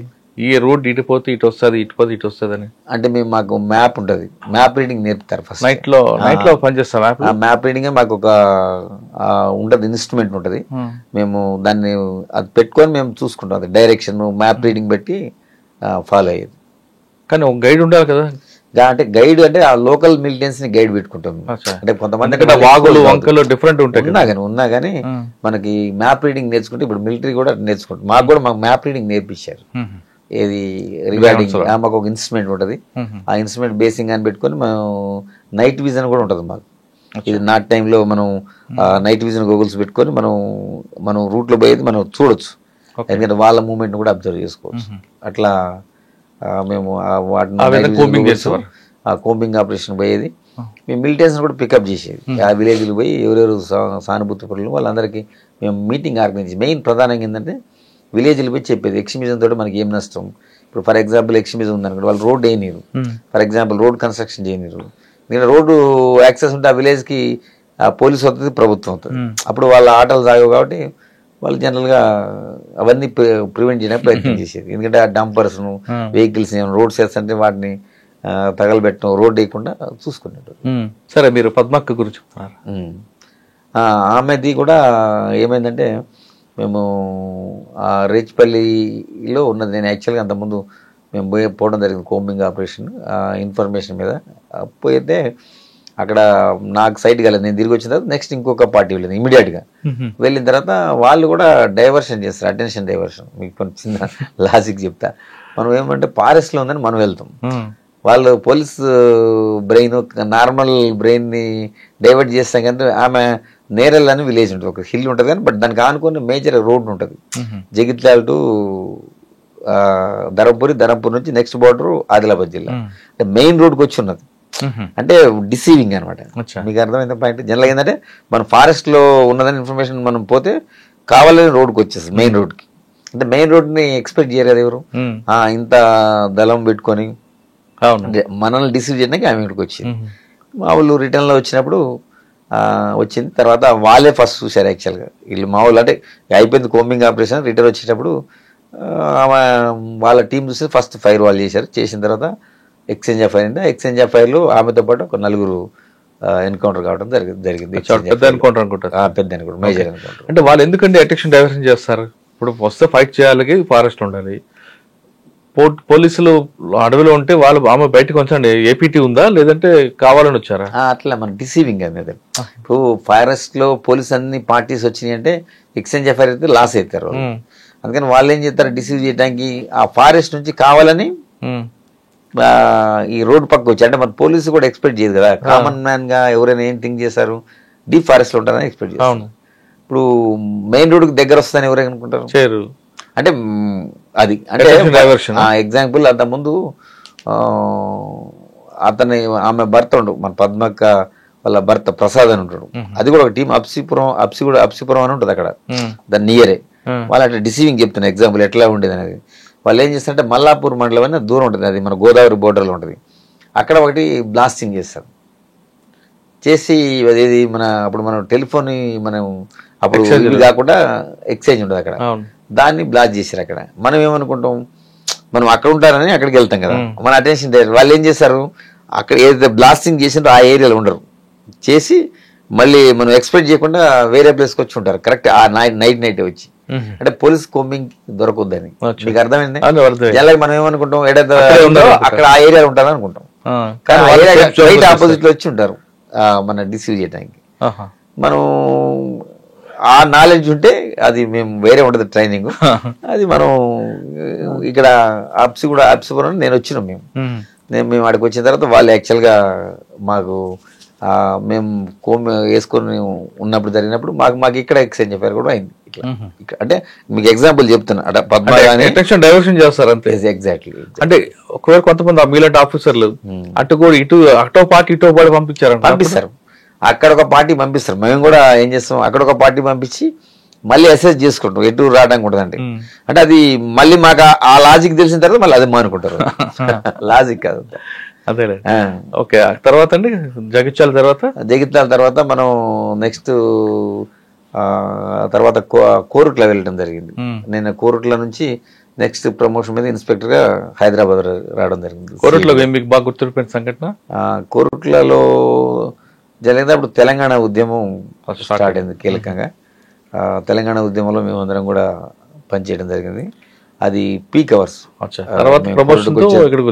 హైదరాబాద్కి వచ్చి సిఐడిలో ఒక 2 years చేసి తర్వాత మళ్ళీ బ్యాక్ కరీంనగర్ 2 టౌన్ ఇన్స్పెక్టర్ గా పోయింది. ఓకే సార్, సిఐడిలో ఉన్నప్పుడు సూరి హత్య కేసులో భాను, ఆ కేసులో మీరు కూడా ఉన్నారు కాబట్టి, భాను అనే వ్యక్తి ఎవరికి దొరకకుండా తిరిగాడు చాలా సంవత్సరాలు, దాదాపు నాకు తెలిసి 2-3 సంవత్సరాలు అనుకుంటా. అప్పుడు డీజీ గారు కూడా ఎస్వి రమణమూర్తి గారు, డిఎస్పి మల్లారెడ్డి గారు, మీరు సెల్ ఫోన్ వాడని వ్యక్తిని మీరు ఎలా ట్రాక్ చేశారండి? ఆయన బేదర్ వస్తాడు, కర్ణాటక వస్తాడు, మెయిల్స్ ద్వారా ట్రాక్ చేశారు, ఎలా ట్రాక్ చేశారు? మీరు అన్నది వాస్తవమే. ప్రతి మనిషి కూడా ఒక వీక్నెస్ ఉంటుంది. అంటే ఎన్ని రోజులు మాట్లాడుకుంటుంటాడు, నాకు తెలిసి 2.5 years అతను అంటే కన్వర్సేషన్ చేయలే, ఫోన్లో ఎవరితో మాట్లాడలేదు. అంటే అతను ఇక్కడ పబ్లిక్ ఫోన్స్ వాడి పబ్లిక్ బూత్ నుంచి ఫోన్స్ వాడిండు. అంటే తన దగ్గర నుంచి ఇది కాకుండా మాట్లాడి ఫైనల్గా ఏంది, ఏదో ఒక రోజు మనిషి ఎంత ప్రికాషన్ పెట్టుకున్నా డిసిప్లిన్ ఏదో ఒక రోజు తప్పుతాడు. అట్లా ఆయన కూడా ఒక రోజు డిసిప్లిన్ తప్పి ఎలా తప్పాడండి అది సరే రివీల్ చేయొద్దులండి. అది ఎందుకంటే మళ్ళీ ఫర్దర్ ఇన్వెస్టిగేషన్ కానీ ప్రాబ్లం ఉండే కాబట్టి మనిషి అంటే ఎన్ని రోజులు డిసిప్లిన్ గా కాన్సన్ట్రేషన్ ఉంటాడు, ఏదో ఒక రోజు ఎవరైనా అన్ని రోజులు ఆయన మీద మీరు అబ్జర్వేషన్ ఉందా? ఉంటుంది, పోలీస్ కంప్లీట్ అబ్జర్వేషన్ ఉంటుంది. అనుకున్నా విమర్శలు వచ్చినాయి అప్పుడు, మీరు చూసుంటారు. అప్పుడు ఎన్ని రోజులు పట్టుకోలేకపోతున్నారు దొరకడా పోలీసు 2.5 years నాటే స్మాల్ పీరియడ్, చాలా పెద్ద పీరియడ్ మనకి అది. కానీ ఫైనల్ గా ఒకరోజు తప్పు చేసిండు, వాళ్ళకు దూరం ఉన్న వాళ్ళకి కాంటాక్ట్ అవుతారు ఫస్ట్. అంటే 2.5 సంవత్సరాలు ఆయన మీద అబ్జర్వేషన్ ఉంది, ఉన్నది ఎప్పుడు ఎవ్రీడే ఉంటుంది, not only 1 day. Single day కూడా ప్రతి కేసులో అలాగే ఉంటుంది సార్, లేదు కేవలం సెన్సేషన్ కేసులో ఉంటుంది? ప్రతి కేసులో కూడా మనం అక్యూని పట్టుకోవాలన్నప్పుడు రోజు అబ్జర్వేషన్ పెడితేనే ఆ పోలీస్ ఆఫీసర్ సక్సెస్ అవుతారు. ఎవరైతే పెట్టకపోతే అప్పుడు దొరకడం వదిలి పెడితే అంతే కదా. మనం తర్వాత వాళ్ళ కుటుంబ సభ్యులను కానీ వాళ్ళందరినీ కూడా అబ్జర్వేషన్ పెట్టుకోవాలి మనం. మీ దగ్గర ఒక ఇష్యూ ఉంటుందండి, ఎలా అంటే ఒక నేరం చేసిన వ్యక్తి మరో నేరం చేసి దొరుకుతాడు, ఏమి చేయకపోతే దొరకడం ఉంటుంది. మరి భాను ఆ తర్వాత ఏ నేరం చేయలేదు కదా, మరి ఎందుకు ఆయన మీద అబ్జర్వేషన్ ఉంది? అంటే ఇప్పుడు పాత నేరం, ఇప్పుడు అతను మర్డర్ చేసిన తర్వాత అతన్ని పట్టుకోకపోతే ప్రజల్లో కూడా పోలీసుకి ఏముంటుంది, పోలీసు వైఫల్యం కదా.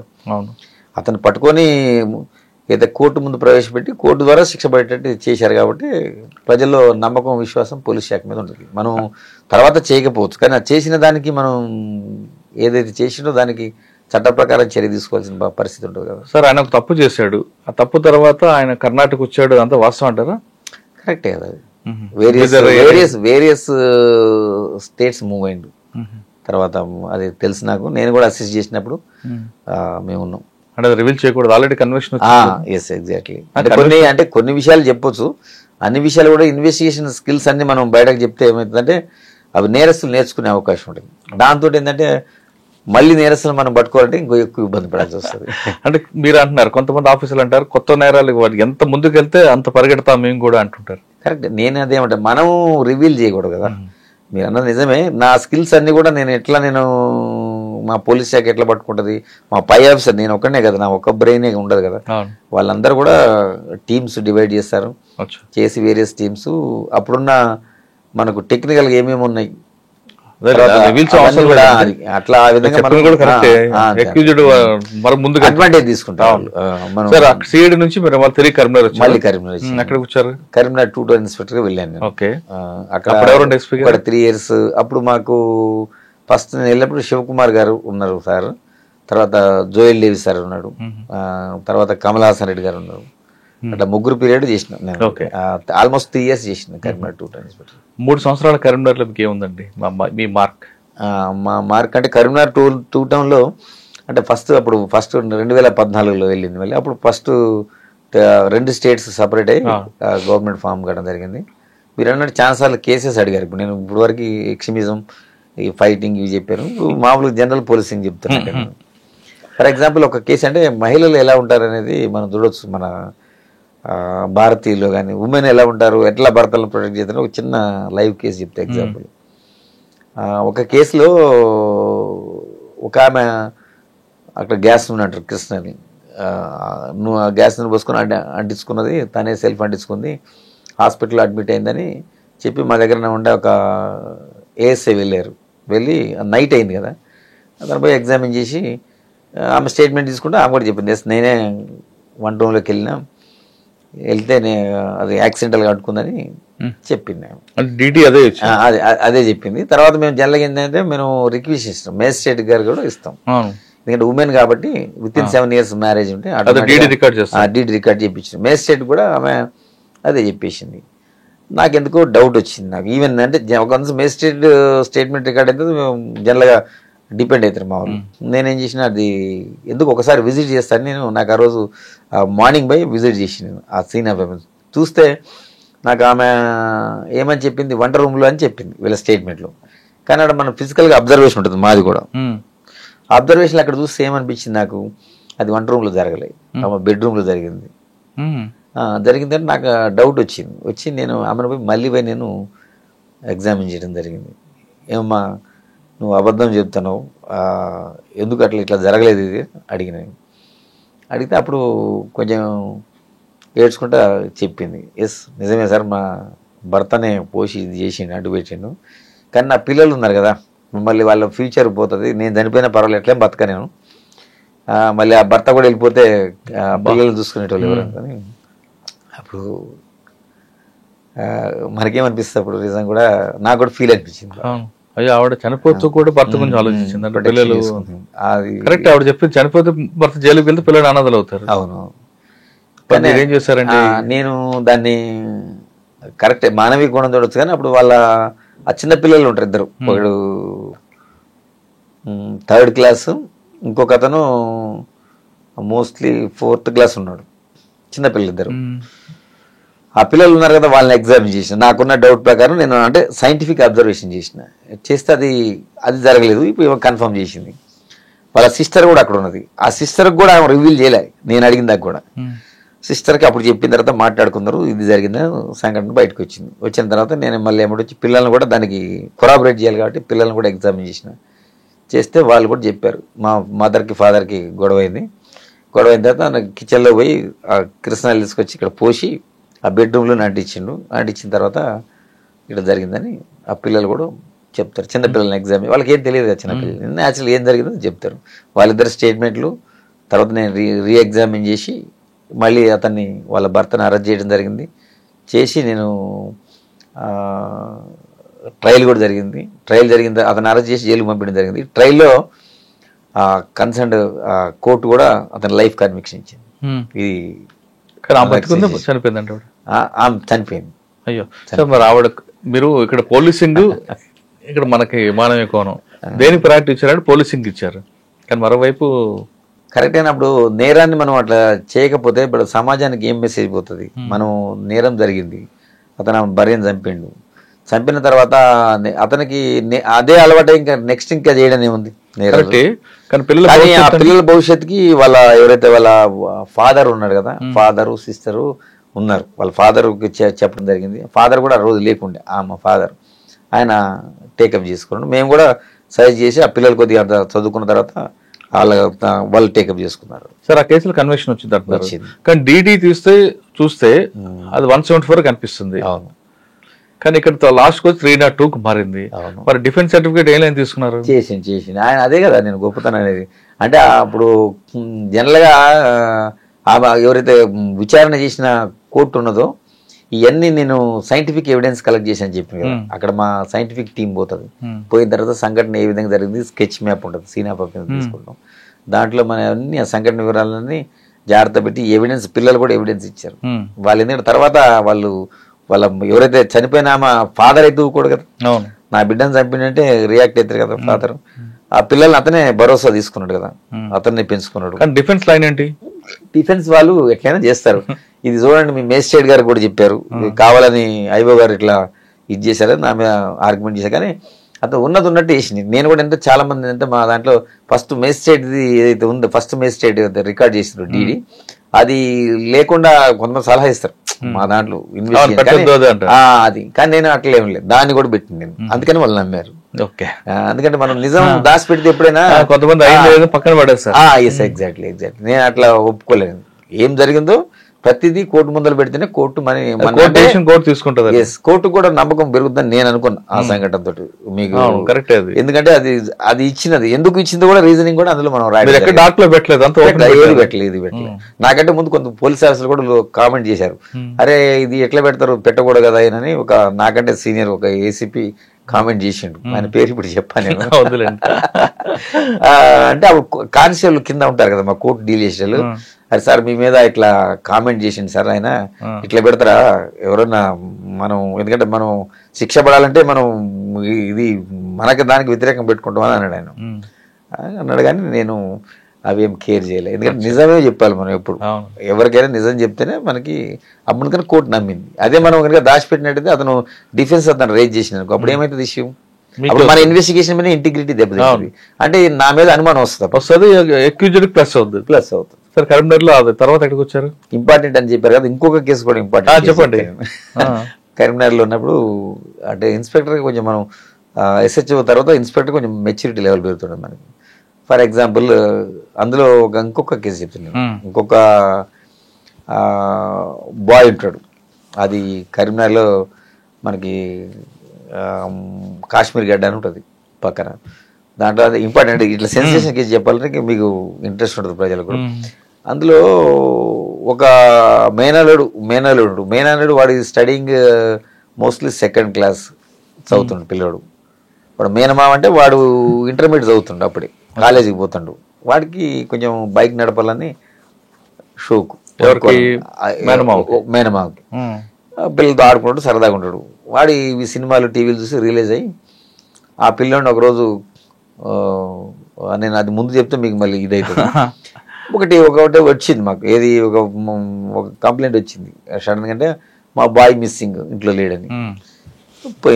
పోయిన తర్వాత ఆ బాయ్ మిస్సింగ్ మేము వెతికినాం, ఏడా దొరకలేదు. వాళ్ళు కంప్లైంట్ ఇస్తారు, మిస్సింగ్ కింద కేసు రిజిస్టర్ చేసినాం. చేసిన తర్వాత మాకు అతను ఆ బాయ్ ఎక్కడ కనిపించకుండా మా మీద పోలీసు మీద బాగా ప్రెషర్ ఉంటుంది, మేము బాయ్ మిస్సింగ్ అట్లా మీరు ఏం చేస్తున్నారు, మీరు పట్టుకోవాలి కదా మరి అని. నిజంగానే అది మా బాధ్యత కూడా, అది దొరక మేము అంతా మెసేజ్ ఇస్తాం, అన్ని పోలీసుని అలర్ట్ చేస్తాం, అన్ని చేస్తాం. ఆ కేసు నాకు ఇంపార్టెంట్ అనిపించింది కాబట్టి చెప్తున్నాను. ఆ బాయ్ని ఎంత ప్రయత్నం చేస్తే మాకు దొరకలేదు. తర్వాత సెకండ్ డే ఆ బాయ్ డెడ్ బాడీ కనిపించింది ఆ కరీంనగర్ అవుట్స్కట్స్లో ముళ్ళపొదలో. కనిపిస్తే అప్పుడు వాళ్ళు మా మీద బాగా పోలీస్ మీద నెగిటివ్ వచ్చింది ఆ ఫ్యామిలీ. అంటే మా మీద దాడి చేయటం, మాట్లాడటం, దాడి చేయటం అంటే మాటలతోటి అబ్యూజ్ చేయటం. అరే మేము 2 రోజుల కింద మీకు చెప్పాము, మీరేం సహాయం చేయలేరు, పోలీసు బాయ్ని కనుక్కోలేదు, ఇక్కడ శవం అయిపోయిండు, చనిపోయిండు అని చెప్పారు. అంటే ఆ కంప్లైంట్లో వాళ్ళు అది కూడా ఇచ్చారు, బాయ్ మిస్సింగ్. ఏంటంటే ఫస్ట్ మనీ డిమాండ్ చేశారు వాళ్ళు, ఒక పబ్లిక్ బూత్ నుంచి, ఫోన్ నుంచి. అంటే మా వైఫల్యం అన్నట్టు వాళ్ళు కామెంట్ చేసి అదంతా వాళ్ళు కొంచెం పోలీస్ స్టేషన్కి వచ్చి కూడా మా మీద అబ్యూజివ్ లాంగ్వేజ్ యూజ్ చేయటం. సరే అని నేను ఆ కేసు ఇన్వెస్టిగేషన్లో మొదలుపెట్టిన తర్వాత జనరల్గా ఏంటంటే మనం డైవర్షన్ అంటే ఎవరో కిడ్నాప్ చేసి డబ్బుల కోసం అడిగారు, తర్వాత మళ్ళీ నెక్స్ట్ రాలే కాల్ వాళ్ళకి, పైసలు రెడీ పెట్టుకున్నారు పోలీసు చెప్పకుండా. కానీ ఇక తర్వాత లేదు, వాళ్ళకి కాల్ లేదు అక్కడి నుంచి. ఇక నేను ఇన్వెస్టిగేషన్లో చూసిన తర్వాత బయట నుంచి చూసినా కానీ నాకేం ఆధారం దొరకలేదు. తర్వాత కుటుంబ సభ్యుల మీద డౌట్ వచ్చింది నాకు. మరి అక్కడ బయట నుంచి ఆధారం లేదంటే నెక్స్ట్ కుటుంబ సభ్యులు పోవాలా, దానికి గట్స్ ఉండాలి కుటుంబ సభ్యుల మీద ఇన్వెస్టిగేట్ చేయాలి. అంటే వాళ్ళు ఏమనుకుంటారు ఆ ఫ్యామిలీ జనరల్గా, అరే మేమే మా కుటుంబ సభ్యులు లాస్ అయినాం, మీ పోలీసు ఇన్ఎఫిషియన్సీ మీరు కనిపెట్టకుండా ఇంకా మమ్మల్ని అనుమానిస్తారని అనేది అవుతున్నారు వాళ్ళు ఇంటికి పోతేనే. కానీ మనం వదిలిపెట్టలేదు అట్లా. మనం పోలీస్ ఇమేజ్ పెరగాలంటే నిజమైన అక్యూజన్ నేరస్తుని పట్టుకోవాలి మనం. నేనేం చేసిన థింక్ చేసి మా ఇన్వెస్టిగేషన్ స్టార్ట్ చేసిన. మనం ఏంటంటే అప్పుడు ఉన్నాయి కొన్ని యాక్చువల్గా సీసీ కెమెరాల ఇంపార్టెన్స్ గురించి మీకు చెప్పడానికి చెప్తాను. సీసీ కెమెరాలతోటి మనం ప్రయత్నం చేసినాం, చాలా చాలా చాలా చాలా చేయంగా ఈ బాయ్ని ఎక్కించుకొని ఇతను వీళ్ళ మేనల్లుడు ఎవరైతే ఉన్నాడో వాడిని ఎక్కించుకొని పోతుండే ఒక ప్లేస్. అంటే అది కూడా క్లారిటీ లేదు, బ్లర్, అప్పుడు అంత క్వాలిటీ లేవు సీసీ కెమెరా, జస్ట్ ఏదో ఇమేజ్ కనపడేది. మనం కష్టపడితే కొంచెం తెలుస్తుంది, అంటే 50-50% ఉంటుంది మనకి. అది ఒక స్కూల్ వాళ్ళు, అది ఏది నాట్ గవర్నమెంట్ ఇన్స్టిట్యూషన్, ఒక ప్రైవేట్ స్కూల్ ఉంటుంది. అంటే మేము సీసీ కెమెరా వేయడం కూడా అదొక ప్రయత్నం. అక్కడ క్యాచ్ ఉంది. అంటే ఆ పిల్లోడిని మర్డర్ కంటే ముందు అతను తీసుకుపోవడం జరిగింది. ఒక ప్లేస్ లో మోటార్ సైకిల్ మీద ఎక్కించుకొని పోతాడు. అంటే ఎక్కించుకొని పోవచ్చు కానీ అతన్ని మనం పట్టుకొని మాట్లాడలేము, ఎందుకంటే పిల్లోడిని జనరల్గా ఎక్కించుకోకపోవడం తప్పులేదు కదా, అతని మీద డౌట్ రాదు కదా ఎవరికి. కాకపోతే అతని క్యారెక్టర్ స్టడీ చేసాం ఒక 2 days. అతను కొంచెం ఇంటి దగ్గర నుంచి పైసలు రావడం, చిల్లరగా దోస్తులతోటి తిరగటం, బయట కొంచెం మిస్బిహేవియర్, కొంచెం తాగటం, అట్లా టైప్ ఆఫ్ ఉంది వాడు. అప్పుడు ఏది ఇంటర్మీడియట్లోనే వాడు ఆ లెవెల్లో ఉన్నాడు, సెకండ్ ఇయర్లోనే. డౌట్ వచ్చి వన్ నైట్ మేము మా పాయింట్ ఆఫ్ వ్యూ ఏం చేస్తాం, బయట పికప్ చేసిన వాడిని. ఇంటి దగ్గర పోయే పరిస్థితి ఉంటుంది, అంటే ధైర్యం కావాలి నాకు కూడా. ఎందుకంటే ఇప్పుడు అప్పటికే వాళ్ళ కుటుంబ సభ్యుల్లో లాస్ అయిండు, సేమ్ వాళ్ళ మేనల్లుడు అంటే వాళ్ళు కూడా ఒప్పుకోరు. అతను పికప్ చేసి ఇక మా పాయింట్ ఆఫ్ వ్యూలో మేము అవి వేరే విధంగా ఉంటుంది, కొట్టకుండా తీసినాం, ఒక్క దెబ్బ కూడా కొట్టలేదు. అది కూడా చెప్తున్నా సైకలాజికల్గానే. అంటే సీసీ కెమెరా చూపించుకుంటూ మాట్లాడాను. తర్వాత అది ఫస్ట్ డినై చేస్తాడు, చేసినా అతను ఆన్సర్ చేయాలి కదా, హ్యాస్ టు ఆన్సర్, నీకేం కాదు నేను చెప్తామని. సరే కొన్ని రకరకాలు ఉంటాయి. మనం హ్యూమన్ సైకాలజీ బిఎడ్లో కూడా చదివి ఉంటుంది, మీకు తెలిసి ఉంటుంది. ఆ హ్యూమన్ సైకాలజీ అంటే కొడితే పెద్ద విశేషం కాదు, మేము ఎవరిని కొట్టలే, కారు మనం బై క్వశ్చనింగ్ ఇంట్రాగేషన్.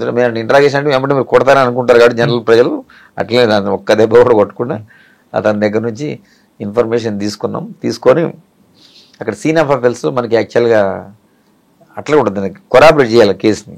ఒక చాకు దొరుకుతుంది మనకి, ఏదైతే మర్డర్ జరిగిందో ఆ ప్లేస్లో ఆ చాక్ జరిగింది. ఆ పిల్లోడు అతను అడ్మిట్ అయిపోతాడు. కానీ అతను చంపిందంటే వీళ్ళు ఎవరు నమ్మరు. అవునండి మావాడు బండి ఎక్కించుకోకపోవచ్చు కానీ ఎట్లా నమ్ముతారు మీరు ఆ ప్లేస్ లో ఉన్నా కానీ నేను కూడా నమ్మను. ఏదో స్టోరీ చెప్తున్నారు పోలీసు అనుకుంటారు, అంటే పోలీసులు కావాలని మా అబ్బాయిని ఇరికిస్తున్నారు అంటారు. అప్పుడు నేనేం చేసిన, ఇప్పుడు ఆ scene of offence videography photography అన్ని చేసిన ఫస్ట్ మర్డర్ అయినప్పుడు ఆ సీన్ లో మనకు ఒక చాకు దొరుకుతుంది, కూరగాయలు కట్ చేసే చాకు. అది ఎవరిదంటే ఆ పిల్లగాడి ఇంట్లో చాక్. అది మేము ఒక 4-5 చాకులు అక్కడ ప్లాన్ చేసి వాళ్ళ అమ్మని పిలిపిస్తాం, ఎవరైతే విక్టిమ్ ఉందో పిలిపించి చూపిస్తాం ఇవన్నీ చాకు, ఇది ఎవరి అమ్మ ఈ చాకులు. అందులోంచి ఒక చాకు తీసి ఇది మాది అంటది. ఎన్ని రోజులు అయితే మిస్ అయిందంటే ఆ పిల్లగాడి వెళ్ళి నుంచి కనపడట్లేదు. ఇదే చాకుని వీడు తీసపోయి అక్కడ మర్డర్ చేసిన తర్వాత ఎంత తేలికల నేరస్తుడు కూడా కొన్ని వస్తువులు అక్కడ వదిలిపెడతాడు, అంటే క్లూ వస్తాడు. ఇతను ఏం చేసిండు యాక్చువల్గా ఆ పిల్లోని పికప్ చేసిండు, ఆ చెట్ల కాడ కట్టేసి అన్నీ ఉంటాయి, కొంచెం ఫారెస్ట్ లెక్క ఉంటుంది, అందులో కట్టేసి పబ్లిక్ బూత్కి వచ్చి ఫోన్ చేస్తాడు. ఏది నాకు ఇన్ని పైసలు కావాలని డిమాండ్ చేస్తాడు. వాళ్ళ బావకే చేస్తాడు. కానీ వాడికి వాయిస్ గుర్తుపట్టలే, అతను చేంజ్ చేసి మాట్లాడాడు. తర్వాత మళ్ళీ వాడికి ఏం డౌట్ వచ్చిందంటే, ఎస్ నేను డబ్బులు అడిగినా, మళ్ళీ నా ఇంటికి పోయిన తర్వాత నాన్న చెప్తా అంటాడు కదా, తీసుకొచ్చి ఫారెస్ట్లో కట్టేసింది కదా. వాడికి అప్పుడు అనుమానం వచ్చింది. ఫస్ట్ నేరం మొదలు పెట్టినప్పుడు అర్థం కాలేదు వానికి. తర్వాత ఏం డౌట్ వచ్చింది, ఒకవేళ నాకు పైసలు ఇచ్చి ఇస్తారు, కానీ పిల్లగాడు రిలీజ్ చేస్తారు, ఇంటికి పోయిన తర్వాత నేను చెప్తా అంటాడు కదా, అమ్మ చెప్తా అంటాడు కదా. అందుకని అది తట్టుకోలేక వాడికి డౌట్ వచ్చి అప్పుడు చంపేస్తాడు కదా. అయ్యో, ఇంట్లో తీసుకొచ్చి కిడ్నాప్ చేస్తాడు. కత్తి కోసం ఇంటికి వస్తాడు. కత్తి కూడా మొదలు తీసుకోండి ప్లాన్ ప్రకారం. ఇంట్లో కత్తే కదా, వాడు అక్కడే ఉంటాడు కదా. వాడు వాళ్ళ ఇల్లు ఇద్దరు పక్క వెళ్ళి వాళ్ళ ఇంట్లో ఏదైతే కూరగాయలు కట్ చేసే చాకు ఉంటుందో ఆ చాకు పికప్ చేసుకొని ఈ పిల్లగాడు పికప్ చేసుకొని ఆ బండి ఎక్కించుకొని వస్తాడు. అంటే చంపేద్దాం ఉద్దేశం, బెదిరిద్దామని బెదిరించి పైసలు తీసుకుందామని. కానీ పైసలు వాడికి అప్పుడు డౌట్ వచ్చింది, ఏమని, ఎస్ నేను పైసలు తీసుకున్నాక వాడు ఆగాడు కదా, సో నన్ను తీసుకొచ్చి కట్టేసిందంటే వాళ్ళకి డౌట్ వస్తుంది కదా. అందుకని అప్పుడు అక్కడ డౌట్ వచ్చి చంపేస్తాడు, అనవసరంగా ప్రాణం తీస్తాడు. ఆ పిల్లడు చనిపోయాడు. అయ్యో కాదండి, పిల్లడు చంపొద్దు అని అంటాడు కదా మేనమామ కదా. అవును, అయినా కానీ వాడు థ్రోట్ కట్ చేసి చంపేశాడు పిల్లడు. చాలా బాధ అనిపించింది. కాకపోతే ఫైనల్గా మనం అతన్ని పట్టుకోవడం జరిగింది. అప్పుడు మనం ఈ చాకు ఇవన్నీ ఎవిడెన్స్ అని చూపించిన తర్వాత అప్పుడు వాళ్ళు కుటుంబ సభ్యులు లేదా ఎట్టి పరిస్థితుల్లో వాళ్ళకి అనుమానాలు. విచిత్రం ఏంటంటే ఈ పిల్లగాడిని ఎత్తడానికి చంపిన తర్వాత ఇతని బండి మీదనే వాళ్ళ మేనత తిరుగుతుంది, మొత్తం ఊరంతా తిరుగుతుంది పిల్లగాడిని ఎత్తడానికి. మీకు ఏమనిపించింది దీని తర్వాత? నేరం చేసి ఆ ఏజ్లోనే వాళ్ళ మేనతను ఎక్కించుకొని ఊరంతా తిరుగుతారు బండి వేసుకొని. కదండి చిన్నపిల్లాడు, మా అమ్మ వద్దన్న కొట్టడానికి చేతులు రావు కదా. వాడికి కన్విక్షన్ వచ్చిందండి. వానికి కూడా కన్విక్షన్ వచ్చింది. సార్ కరీంనగర్ తర్వాత ఎక్కడికి వచ్చారు? దాని తర్వాత నేను ఇంటెలిజెన్స్కి వచ్చాను, హైదరాబాద్కి ఇంటెలిజెన్స్కి వచ్చాను. దాని తర్వాత వచ్చి ఇక్కడ ఒక 5.5 years ఇంటెలిజెన్స్, మెయిన్ ఇంటెలిజెన్స్లో ఇదే వెస్ట్ జోన్. అంటే టోటల్గా జూబ్లీస్, బంజారాస్, పంజాగుట్ట, ఎస్ఆర్ నగర్, గోషామాల్, ఆసిఫ్ నగర్ ఇదంతా వస్తుంది వెస్ట్ జోన్ అంటే. అంటే కరీంనగర్ తర్వాత ఎక్కువ కాలం వెస్ట్ జోన్లో పనిచేశారు మీరు? ఎగ్జాక్ట్లీ 5.5 years చేశాను. దాని తర్వాత ప్రమోషన్ వచ్చిన తర్వాత ఏసీపీగా ఫస్ట్ లా అండ్ ఆర్డర్ జూబ్లీలు చేశాను. దాని తర్వాత నెక్స్ట్ మళ్ళీ లా అండ్ ఆర్డర్ నుంచి ట్రాఫిక్. సార్ జూబ్లీస్ లో ఎలాగుంటుంది అన్న పరిస్థితి? ఎందుకంటే ఇక్కడ ఎక్యూజ్డ్ హై ఇన్ఫ్లుయెన్స్ ఉంటాడు, కంప్లైంట్ హై ఇన్ఫ్లుయెన్స్ ఉంటాడు. అసలు కంప్లైంట్ పొల్యూషన్ రాకముందే పలానా వ్యక్తి వస్తారని మీకు ఫోన్ వస్తుంది, వాడిని పికప్ చేయకముందే పలానా మనోడే అని ఫోన్ వస్తుంది. ఈ ప్రజలు ఎలా తట్టుకుంటారండి జూబ్లీస్ లో? మూవ్మెంట్ ఉంటుంది. మనం సిన్సియర్గా ఉంటే అట్లా ఏం జరగదు. కొంచెం మనం మిగతా పోలీస్ స్టేషన్ లో పోల్చుకుంటే జూబ్లీస్ మాత్రం కొంచెం ప్రజలు ఎక్కువ ఉంటారు, హైలీ ఇన్ఫ్లుయెన్స్ ఉంటారు.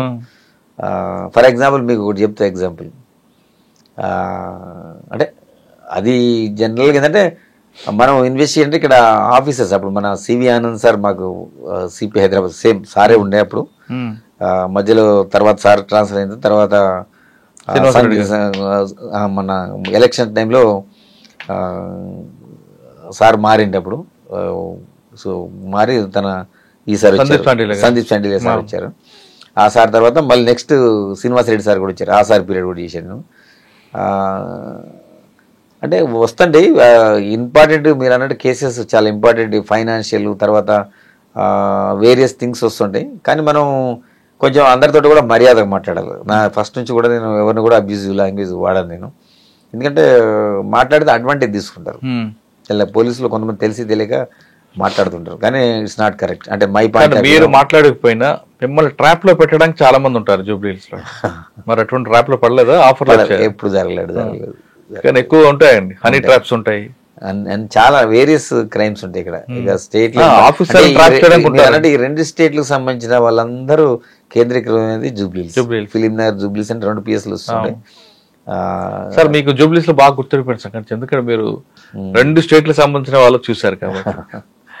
కేసు ఇన్వెస్టిగేషన్ లో చాలా important. For example Lingotam Ram అని మన ఇక్కడ మన కృష్ణానగర్ దాంట్లో జరిగింది ఒకటి సంఘటన, ఇంపార్టెంట్ మర్డర్ కేసు. అంటే ఏసీపీ కంటే నాకు నేనే సూపర్వైజర్ ఆఫీసర్ కాబట్టి నైట్ నేను అప్పుడే ఇంటికి వెళ్ళిన తర్వాత 11 o'clock నాకు కాల్ వచ్చింది, ఒక మర్డర్ జరిగింది మన ఇక్కడ కృష్ణానగర్లో.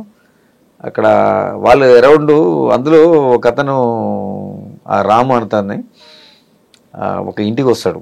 ఇంటికి వచ్చిన తర్వాత వాళ్ళ ప్లాన్ ప్రకారమే బయట నుంచి వచ్చి అటాక్ చేసి దాదాపు అందులో 14 మంది అక్యూలు ఇన్వాల్వ్ అయ్యారు. అతన్ని అంటే భయంకరంగా అతన్ని పెనిస్ కూడా కట్ చేస్తారు అందులో ఆ కేసులో. అంతే అందులో ఆ కోపం ఉన్న అతను దాదాపు ఆయన బాడీ మీద నాకు తెలిసి ఒక 140-142 ఉన్నాయి కత్తిపోట్లు. అది అంత భయంకరంగా చంపడం. ఎందుకంటే అంత కసి అతనికి ఏంటంటే యాక్చువల్గా అతను ఒక లేడీకి ఇష్టపడతాడు అతను, రాము అని అతను. ఇందులో ఉన్న నేరస్తుడికి కూడా ఒక అతనికి అదే లేడీతో సంబంధం ఉందని. అతను ఒక అక్యూడు. ఇంకొక అక్యూడ్ ఏంటంటే వీళ్ళందరూ కూడా అక్కడ మన హైదరాబాద్ అవుట్స్కట్స్లో సైబరాబాద్ లిమిట్స్లో అతను ఈ రాము అని ఇంకా వాళ్ళకి వేరే గ్యాంగ్, అతను వేరే స్టేట్ అంటే ఆంధ్ర నుంచి ఉన్నారు అక్యూళ్ళు, మన విజయనగరం నుంచి ఉన్నారు, తర్వాత వెస్ట్ గోదావరి నుంచి కూడా ఉన్నారు అందులో పార్టిసిపేట్ అక్యూళ్ళు. వీళ్ళందరూ అక్కడ తాడాట అని ఒక ఆట ఆడతారు, గేమ్ అక్కడ. అలా ఆ గేమ్ ఆడినప్పుడు వీళ్ళందరూ మామూలు గేములు వసూలు చేసుకుంటుంటారు అక్కడ ఆ తాడాట ఆడినప్పుడు. అక్కడ ఆ విషయంలో వాళ్ళు డిస్ప్యూట్ అయ్యి ఈ రాము అని అతను వాడిని కొట్టిండు, బాగా కొట్టిండు. అంటే ఆల్మోస్ట్ వాడు డెత్ అవుతుండే అందులో ఉన్న ఒక అక్యూడు. అది అతను వాడు మనసులో పెట్టుకున్నాడు, నా బాడీ అంతా డ్యామేజ్ చేసి నా ప్రొఫెషన్ ఏదైతే తాడాట ఉంటుందో మొన్న అక్కడ ఆడకుండా ఒక రైవలరీ తోటి ఎలగొట్టిండు. అవన్నీ మనసులో పెట్టుకుని అతను ఎట్లా ఆయన చంపాలని గత 3-4 ఏళ్ళ నుంచి ప్రయత్నం చేస్తాడు. ఇతను కూడా వీళ్ళందరూ ఆ లేడీ ఇంటికి వచ్చేటోళ్ళు, సోకాళ్ళుగా రివీల్ చేయడం. కానీ వచ్చినప్పుడు వాళ్ళ ఫ్రెండ్స్ ఎట్లా అతను చంపాలని ప్లాన్ వేసుకుంటారు. కలిపింది అమ్మాయి. Yes, exactly. కలిపిన తర్వాత అతను ఒకరోజు ఇంటికి, అంటే అతను ఎప్పుడు వచ్చినాక ఒక 4-5 నెంబర్ పెట్టుకొని వస్తాడు. లేడీ దగ్గరకు వస్తున్నాడు కాబట్టి సింగిల్గా వచ్చినారు. జనరల్గా అతను మర్డర్ చేసే అవకాశం వాళ్ళకి దొరకట్లేదు. ఇతనికి ఉన్న వీక్నెస్ ఇది ఉన్నది కాబట్టి అక్కడికి వచ్చింది కాబట్టి ఆ రోజు సింగిల్గా వచ్చింది కాబట్టి వీళ్ళు కూడా చాలా ప్లాన్గా వస్తారు. అంటే 15 మంది అంటే నాట్ ఎ జూబ్, ఎందుకంటే జూబ్లీస్ అనేది ఇంపార్టెంట్. ఇక్కడ ఇంతమంది వచ్చి అటాక్ చేసి కాబట్టి మనం ఆ రోజు ఏదో సంఘటన జరిగిందో ఇమ్మీడియట్గా వచ్చేసి మనం వాళ్ళ ఎటువంటి అటు పారిపోతారు. మనం సైంటిఫిక్గా ఆ నైటే మనం పికప్ చేయడం జరిగింది మెయిన్ అక్యూల్ని. 5 o'clock లోపల పికప్ చేసి అరెస్ట్ చేసి వాళ్ళకి తర్వాత దొరికాడండి. మెయిన్ అసలు సాధారణంగా కింద వాళ్ళు దొరుకుతారు కదా, పైన దొరకడు కదా. దొరికింది మాకు.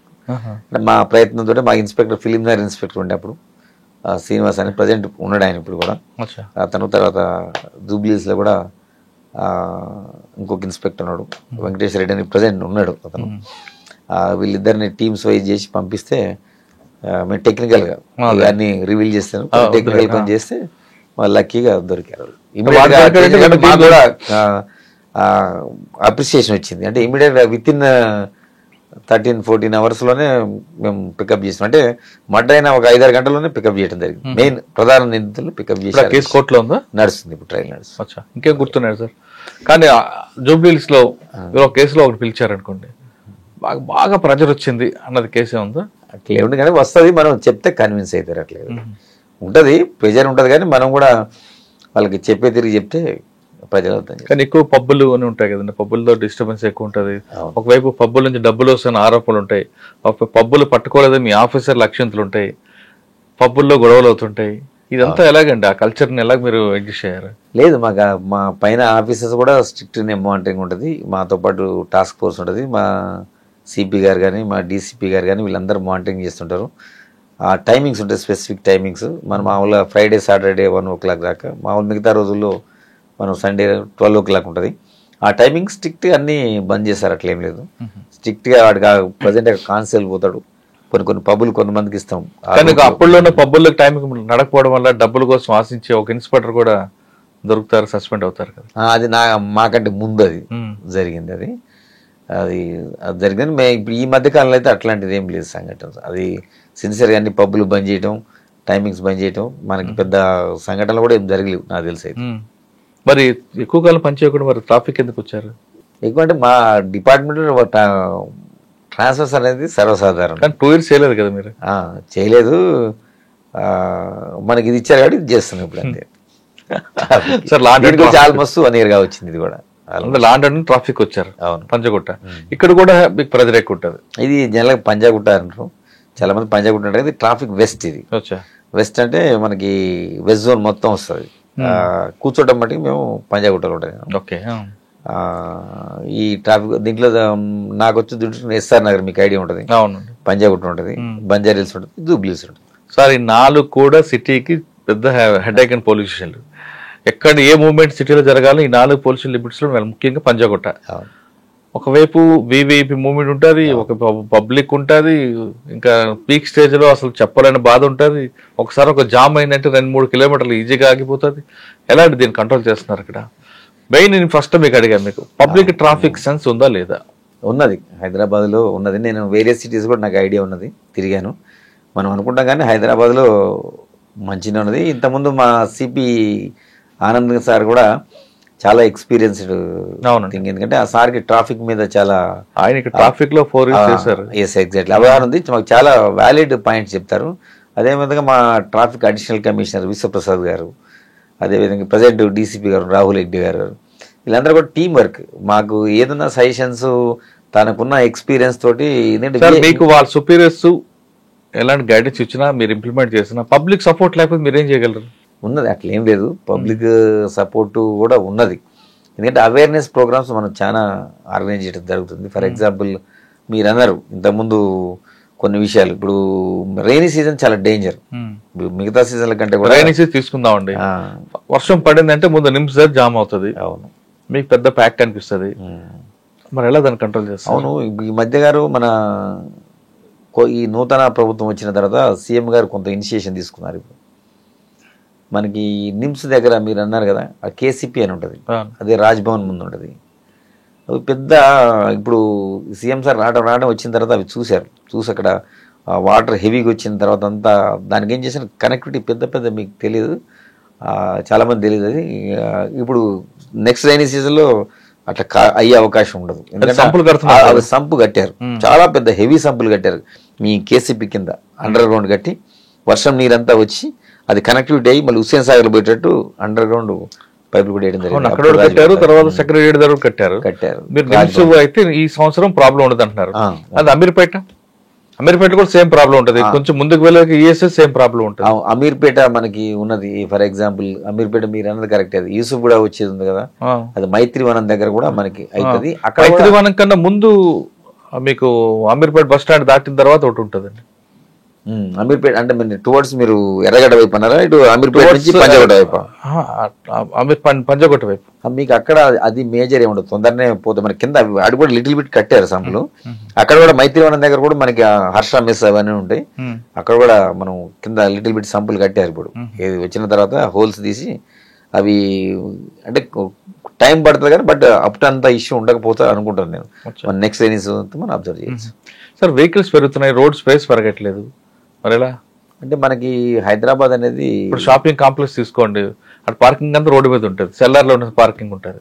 లేదు, ఇక్కడికి వచ్చిన తర్వాత మనం వాటి మీద యాక్షన్ తీసుకోవడం జరుగుతుంది. మనం అడుగుతారు రిపోర్ట్. మీరు అన్నట్టు హైదరాబాద్ అనేది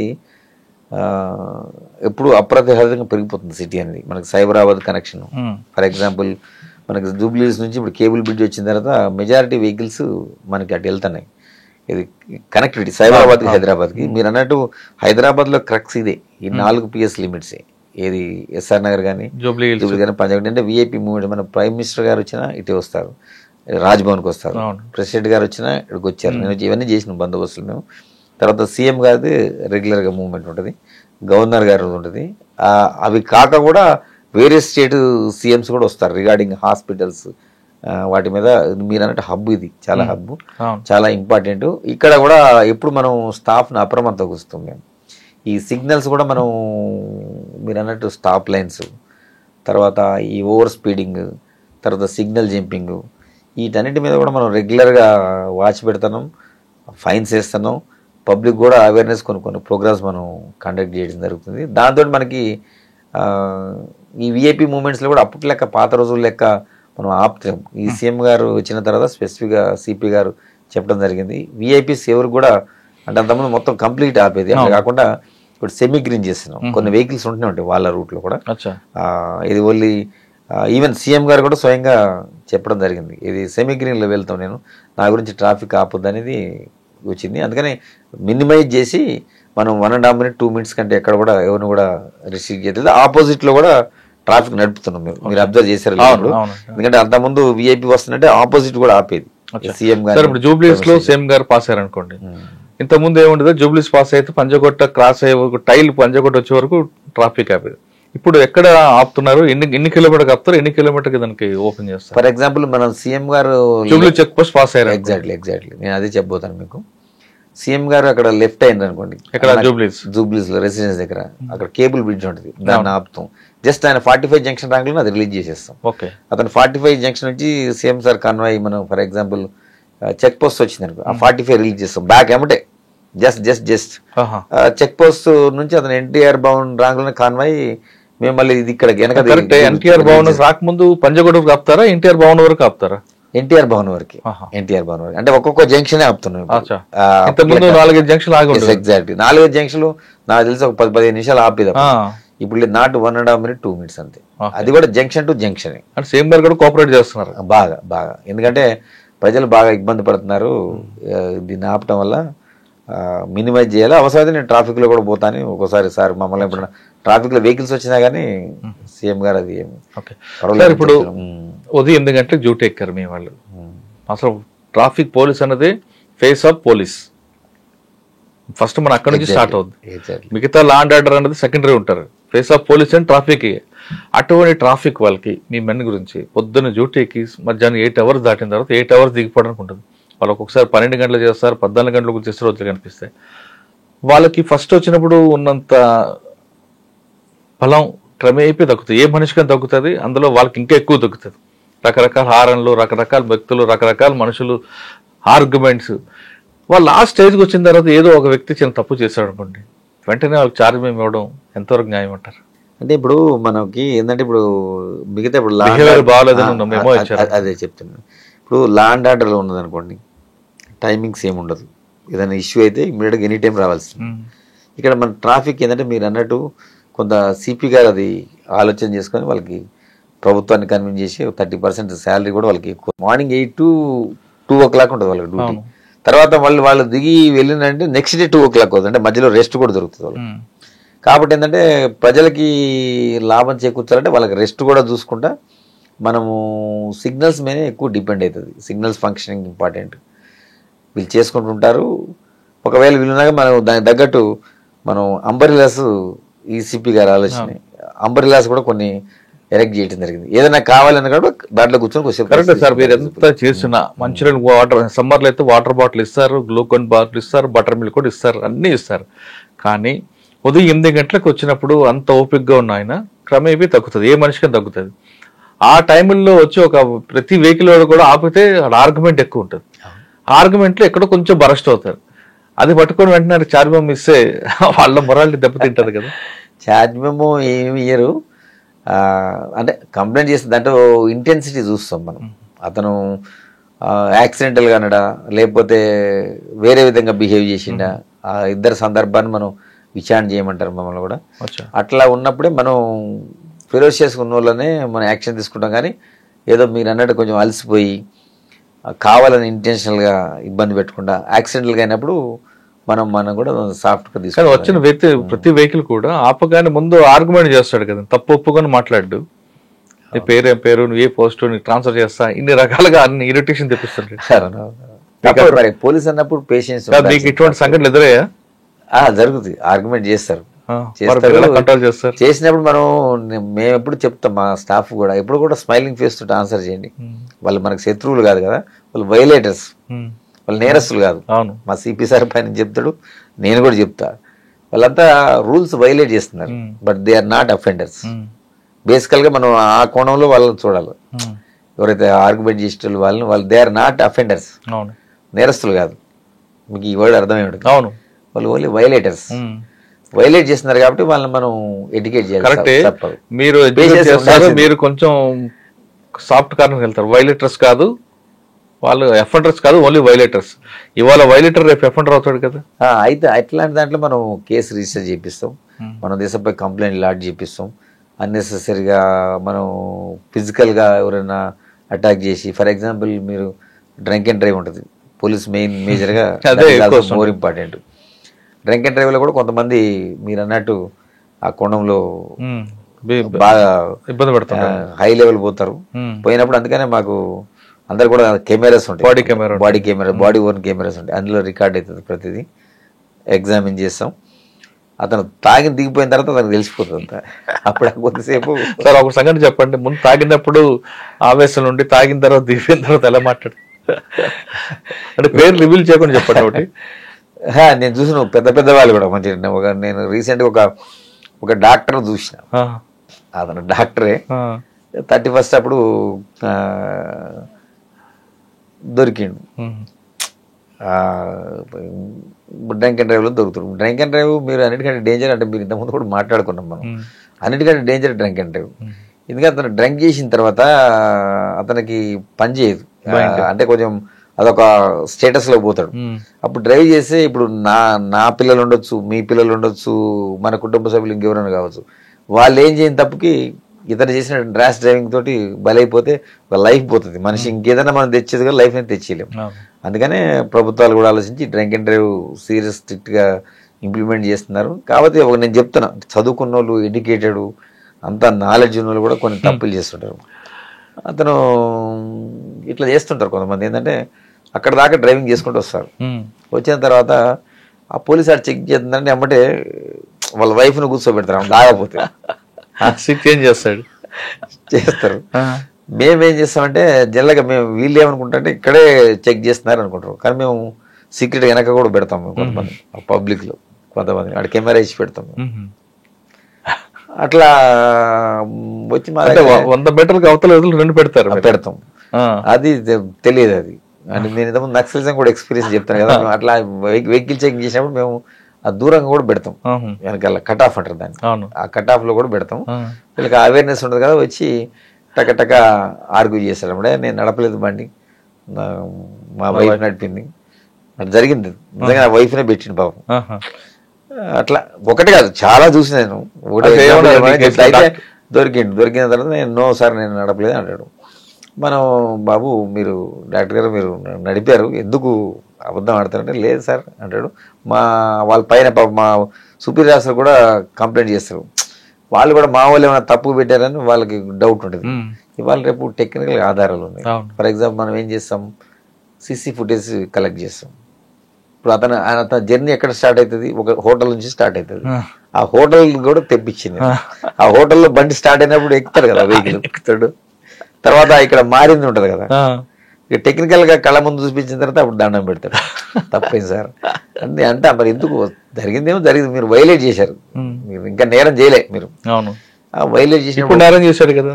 అదే అంటాను నేను. మరి ఇది ఏంటి డాక్టర్ గారు, మరి ఇంతమందికి మీరు ప్రాణం పోసింది అంటారు కదా, మరి అంటే సరే సార్ తప్పైంది అని మీ ఒకటి అడిగారు కాబట్టి ఎగ్జాంపుల్. అంటే ఆ లెవెల్ మనుషులు కూడా ఆ టైంలో కొన్ని అట్లా జరిగిన సంఘటనలు. మీకున్న అనుభవంలో అంటే దాదాపు సంవత్సరం అవుతుంది, 1 year ఆల్మోస్ట్. అమ్మాయిలు కూడా తాగి దొరుకుతుంటారు కదా, వాళ్ళతో ఎలాంటి ఇబ్బందులు ఉంటాయి? అంటే జనరల్గా మేల్ లెక్కన వాళ్ళు కూడా ఏంటంటే కొంచెం ఆర్గ్యుమెంట్ చేస్తారు. నేను నడపలేదను, నడిపిందను, తాగలేదను, తొందరగా మనం ఊదమని చెప్తాం కదా, వాళ్ళు సహకరించరు. చెప్తాం, మనం హాస్పిటల్కి పంపించి బ్లడ్ శాంపిల్ కలెక్ట్ చేస్తాం. సార్ ఆ టైంలో లేడీ హోమ్ గార్డ్ ఉంటారా? ఉంటారు, కంపల్సరీ ఉంటారు, ప్రతి రోజు కూడా ఉంటారు, నాట్ ఓన్లీ సింగిల్. ఎందుకంటే ఉమెన్ డీల్ చేయాలంటే కంపల్సరీ ఉమెన్ ఉండాలి. వాళ్ళని చెక్ చేయాలన్నప్పుడు ఉమెనే చేస్తారు కంపల్సరీ. కానీ కొంతమంది అమ్మాయిలు తాగిన తర్వాత పోలీసులు మమ్మల్ని అడ్డుకున్నారు, మిస్బిహేవ్ చేస్తారు, ఉల్టా కంప్లైంట్ ఇస్తుంటారు కదండి. అందుకని మన దగ్గర బాడీ ఓన్ కెమెరాస్ ఉంటాయి కదా, అప్పుడు ఆ కొద్దిసేపు ఆర్గ్యుమెంట్ చేస్తారు. మన కెమెరా చూపించిన తర్వాత వాళ్ళు ఏం మాట్లాడారు. దిగిపోయిన తర్వాత ఎలా ఉంటారండి వీళ్ళందరూ? మందు దిగిన తర్వాత ఎలా ఉంటారు మీ దగ్గర? అప్పుడు బతిలాడుతుంటారు. మందులో ఉన్నప్పుడు కొంచెం పులి, తర్వాత పిల్ల. తప్పదు కదా, మనం వైలేషన్ చేశారు. సార్ సాధారణంగా మీరు దొరకకుండా తాగిన తర్వాత దొరకకుండా వెళ్ళాలంటే ఏం చేయాలి? అంటే ఎంత తాగమని అర్థం, దొరకకుండా కాదు. యాక్చువల్ BSc ఉంటుంది మనకి. యాక్చువల్గా మనం 35 వచ్చిన దాకా కూడా మనం వాళ్ళని మనం ఏం బుక్ చేయము. 35 ఒక బీర్ తాగితే 60 వస్తుంది కదా సార్. అంటే అది బాడీ టు బాడీ వేరియేషన్ వస్తుంది మీరు అన్నట్టు. అది మనం సైంటిఫిక్ గా ఫిక్స్ చేశారు హ్యూమన్ మనిషిని మనలో బాడీ హీట్ బట్టి కూడా ఎందుకంటే ఇప్పుడు దాని తర్వాతే వాడు బ్రెయిన్ కరెక్ట్ గా ఉండదు, అప్పుడు యాక్సిడెంట్ చేసే అవకాశం ఉండదు అని చెప్పేసి మనం అక్కడికి ఫిక్స్ చేశారు దాన్ని. 35 వచ్చినా కానీ మీకు ఏం పంపించేస్తారు. 36 వచ్చింది అనుకో తప్పదు బుక్ చేస్తారు. కానీ కొంతమంది 70, 80, 90 వస్తుంటాయి. అంటే దాన్ని బట్టి ఉంటుంది. మనం మీరు అన్నట్టు అక్కడ కోర్టుకు పంపించిన తర్వాత మనకి 200 క్రాస్ అయింది అనుకోండి, 100 క్రాస్ అయింది అనుకోండి, అప్పుడు 2-3 రోజులు జైలు శిక్ష పెరుగుతుంది. అప్పుడు మనకి 100 లోపు అయితే వాళ్ళకి జస్ట్ మేజిస్ట్రేట్ కూడా ఫైన్ వేస్తారు. సార్ కొంతమంది ఆర్గ్యుమెంట్ ఏం చేస్తారంటే, నేను ఉదయం తాగాను పోలీసులు రాత్రి చెక్ చేశారు, లేదు నిన్న తాగాను ఇవాళ రాత్రి చెక్ చేశారు, నేను ఇవాళ అసలు తాగలేదంటారు. అంటే నిన్న తాగింది కూడా బాడీలో ఉంటుందా? ఉంటుంది. కొంతమందికి ఉంటుంది. కొంతమంది బీర్ తాగేవండి, బీర్ లో వాటర్ కలుపుకొని తాగి ఆయన పట్టుకున్నారంటారు. ఆయన మిషన్ ఇంపార్టెంట్ కదా, మన బ్రీత్ అనలైజర్ ఇంపార్టెంట్. ఇప్పుడు అతను చెప్పడం ఆర్గ్యుమెంట్ వేరు, మన బ్రీత్ అనలైజర్ లో వస్తే మనమేం కూడా ఏం చేయలేదు కదా, రికార్డెడ్ అది. ఒకసారి వేసిన తర్వాత మనకి ఆన్లైన్ వెళ్ళిపోద్ది. నేను కొంతమంది ఆర్గ్యుమెంట్ ఏం చేస్తారంటే, భార్య ఇంట్లో తాగితే భార్య కొడుతుంది, బయట తాగితే మీరు పట్టుకుంటారు, మరి ఎక్కడ తాగాలి అని క్వశ్చన్ వచ్చింది. అందుకని మనం చెప్తున్నాం కదా, ఇప్పుడు తాగమని ప్రభుత్వం అనుమతి ఇచ్చింది, కరెక్ట్, ప్రభుత్వానికి ఆధారం వస్తుంది అంటారు. అది నిజమే. ఇప్పుడు మీరు చెప్పింది వాస్తవమే, కానీ ఇప్పుడు ఏం చేయమని చెప్తున్నా, మనం నువ్వు ఉన్నప్పుడు డ్రైవర్ని ఎంగేజ్ చేసుకోవాలి. అంత డబ్బులు నా దగ్గర ఉంటే నేను ఎందుకు కోట తాగుతానంటాడు. అట్లాంటప్పుడు ఇంట్లోనే తాగాలి. ఇంట్లో తాగితే పెళ్ళం కొడుతుంది కదా.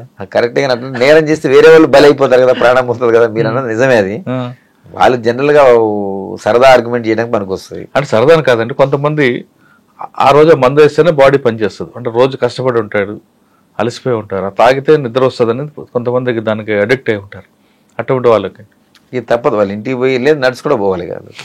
నడుచుకుని వెళ్తే మరి స్టెప్స్ మరి వేరే మార్గం లేదు కదా, వాళ్ళు నడుచుకుంటూ పోతేనే సేఫ్ సైడ్ మనకి. డ్రంక్ అండ్ డ్రగ్స్ కాస్త పక్కన పెడతాం.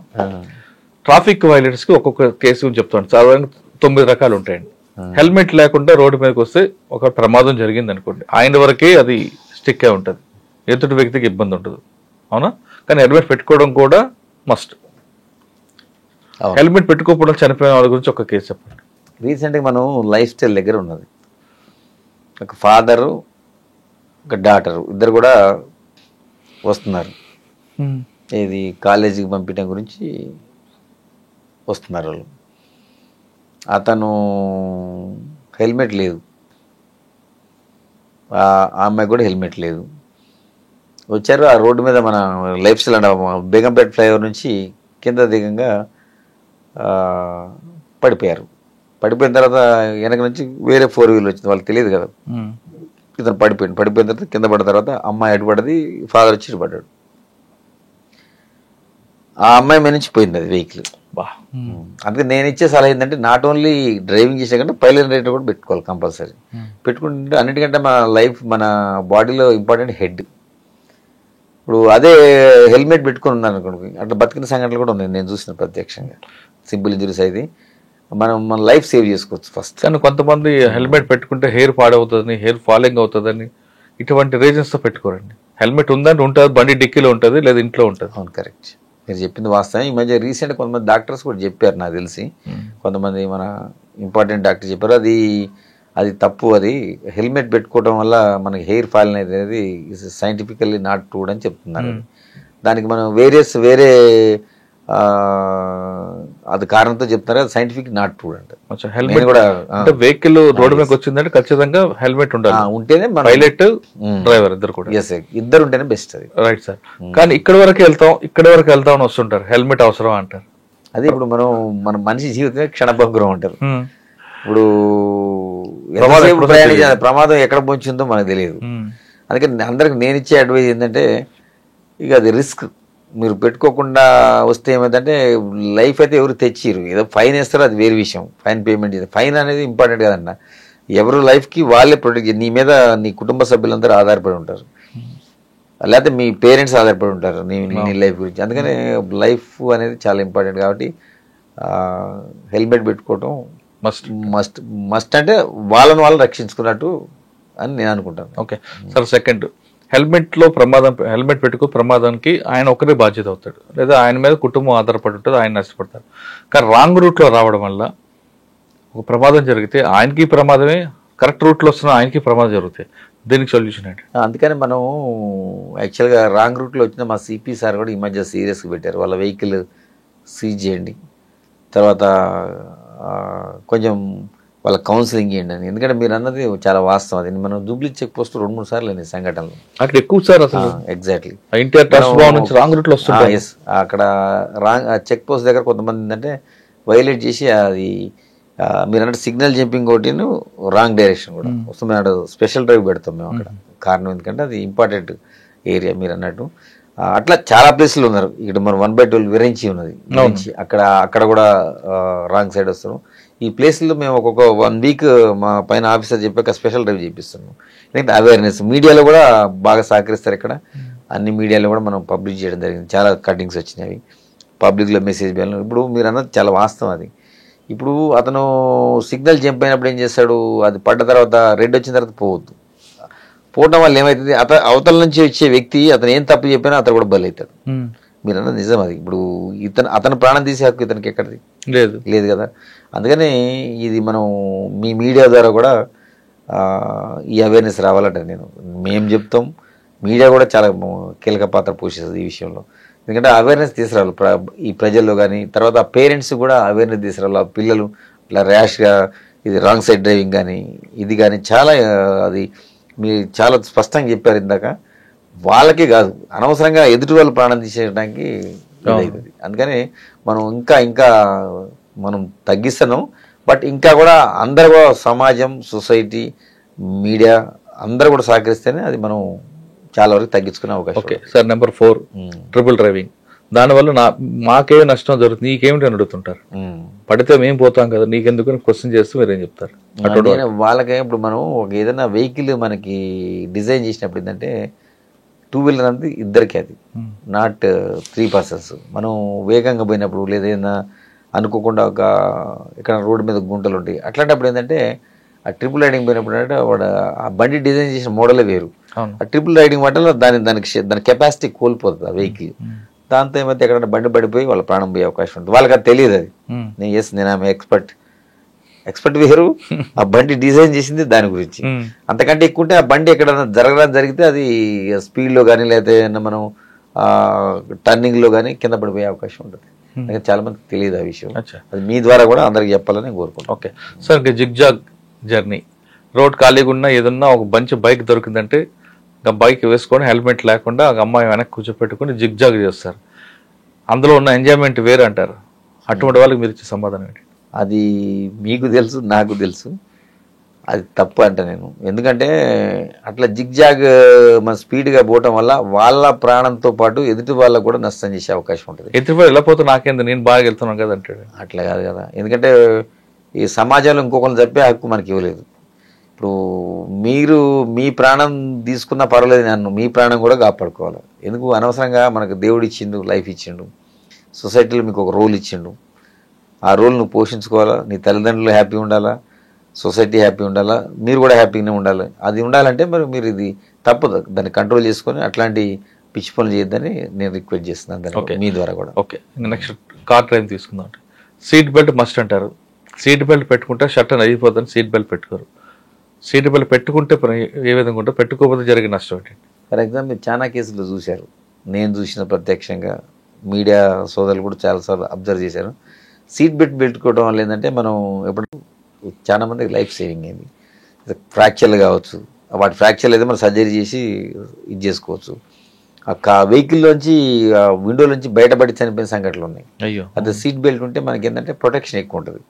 మనం షర్ట్ తీరితే ఇంకో షర్ట్ కొనుక్కోవచ్చు, ఇంకొక డ్రెస్ కొనుక్కోవచ్చు, ఇంకేం చేసుకోవచ్చు. కానీ లైఫ్ అనేది చాలా ఇంపార్టెంట్.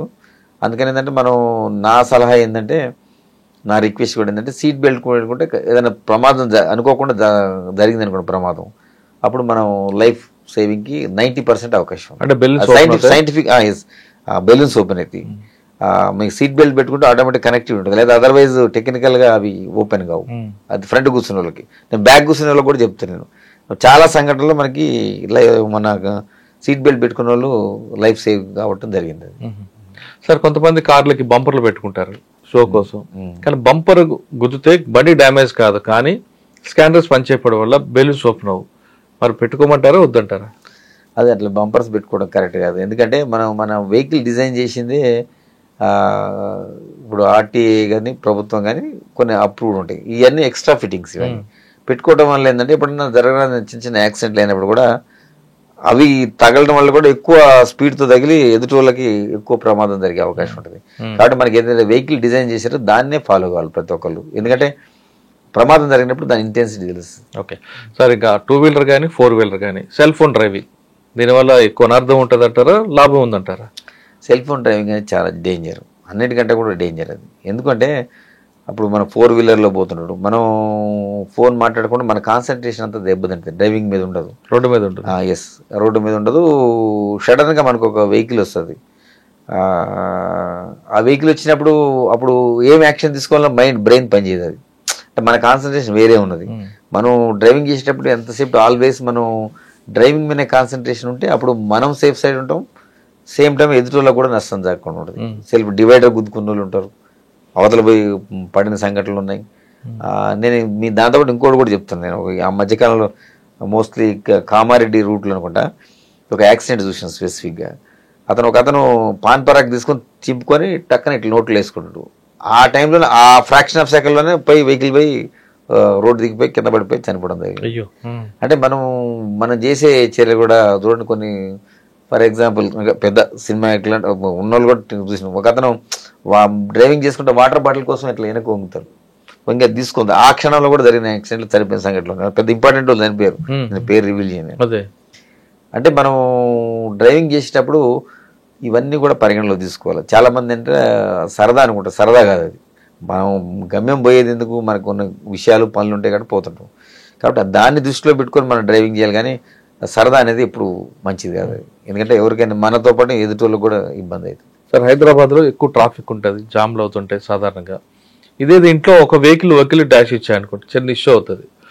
ఆగినప్పుడు ఆ సంఘటన జరిగినప్పుడు బండి పక్కకు తీసి మాట్లాడుకోండి బెటర్ అంటారా, లేదు ఆ రోడ్డు మధ్యలోనే ఇద్దరు ఆర్గ్యుమెంట్ చేసుకొని మిగతా వాళ్ళకి ఇబ్బంది కలిగించడం మంచిదంటారా? ఎప్పుడైనా నేను అందరినీ రిక్వెస్ట్ చేసేది అంటే, ఇప్పుడు చాలామంది కొన్ని అత్యవసరంగా ప్రయాణం చేసేది ఉంటుంది. అందరూ చాలామంది చాలా అపాయింట్మెంట్స్ ఉంటాయి, పనులు ఉంటాయి, ఇంటికి పోయే క్రమం ఉంటుంది. మనం ఆ రోడ్డు మధ్యలో చిన్నగా తాగుతుంది, యాక్సిడెంట్ అయినప్పుడు మనం ఆ రెండు ఫోటో తీసుకోవాలి, ఎవరు తప్పనేది తీసుకొని ఇమీడియట్గా ఆ వెహికల్స్ ఎవరొకరు మా కాన్స్టేబుల్ ఆల్మోస్ట్ రోడ్డు మీద ఉంటారు కాబట్టి పక్కకు పోమని చెప్తారు. చాలామంది కొంతమంది వినరు. మా క్రేన్స్ కూడా రెడీగా ఉంటాయి అక్కడ. ఎవరైనా వినకపోతే ఏమంటే ఆ క్రేన్స్తో వాటిని తొలగిస్తాం మేము, ఫోర్సుబుల్ కూడా. వాళ్ళకు కూడా నేను చెప్పే ప్రజలకు రిక్వెస్ట్ చేసి అంటే, మనది ఒకటే స్వార్థం చూసుకోవద్దు, మిగతా ప్రజలు కూడా ప్రయాణం చేస్తుంటారు కాబట్టి ఏదైనా జరిగింది మనం ఇమీడియట్గా ఫోటో తీసుకొని మన బండి పక్కకు పెట్టుకుంటే మిగతా వాళ్ళకి సాఫీగా మనం రోడ్డు ఇచ్చినట్టే. కరెక్టే, మీరు అన్నట్లుగా యాక్సిడెంట్ జరిగింది ఫోటో తీసుకొని ఇన్సూరెన్స్కి అప్లై చేసుకోవచ్చు అంటారు. కానీ కొంతమంది ఆర్గ్యుమెంట్ చేస్తూ అక్కడే ఉండి ఇన్సూరెన్స్ అంత రాదు కాబట్టి నా బండి కాస్ట్ కూడా అక్కడ ఇవ్వాలి అంటూ డ్యామేజ్ గొడవలు చేస్తుంటారండి. అదే నేను చెప్పాను కదా సార్, ఇప్పుడు అది కరెక్ట్ కాదు. ఎందుకంటే మనం ఇది హైదరాబాద్ సిటీ అనేది మన వెహికల్ అనేది కంటిన్యూ ప్రాసెస్. అది ఒక చోట ఒక 1 minute 2 minutes 3 minutes ఆగింది అనుకోండి, అది చాలా దూరం ఎఫెక్ట్ పడుతుంది ట్రాఫిక్. అవన్నీ సెట్ చేసుకుంటే మళ్ళీ 10 నిమిషాలు పడుతుంది, 15 నిమిషాలు పడుతుంది. అంటే అందరికి ఒక మనం ½ hour 20 నిమిషాలు నష్టం చేసినట్టే కదా. 20 నిమిషాలు అని కాదు, వేరే సీరియస్గా పోయేటోళ్ళు కొంతమంది ఉంటారు, వాళ్ళందరికీ అంబులెన్స్ ట్రావెల్ చేస్తే ఇందులో ఇవన్నీ ఉంటాయి, వేరియస్ థింగ్స్.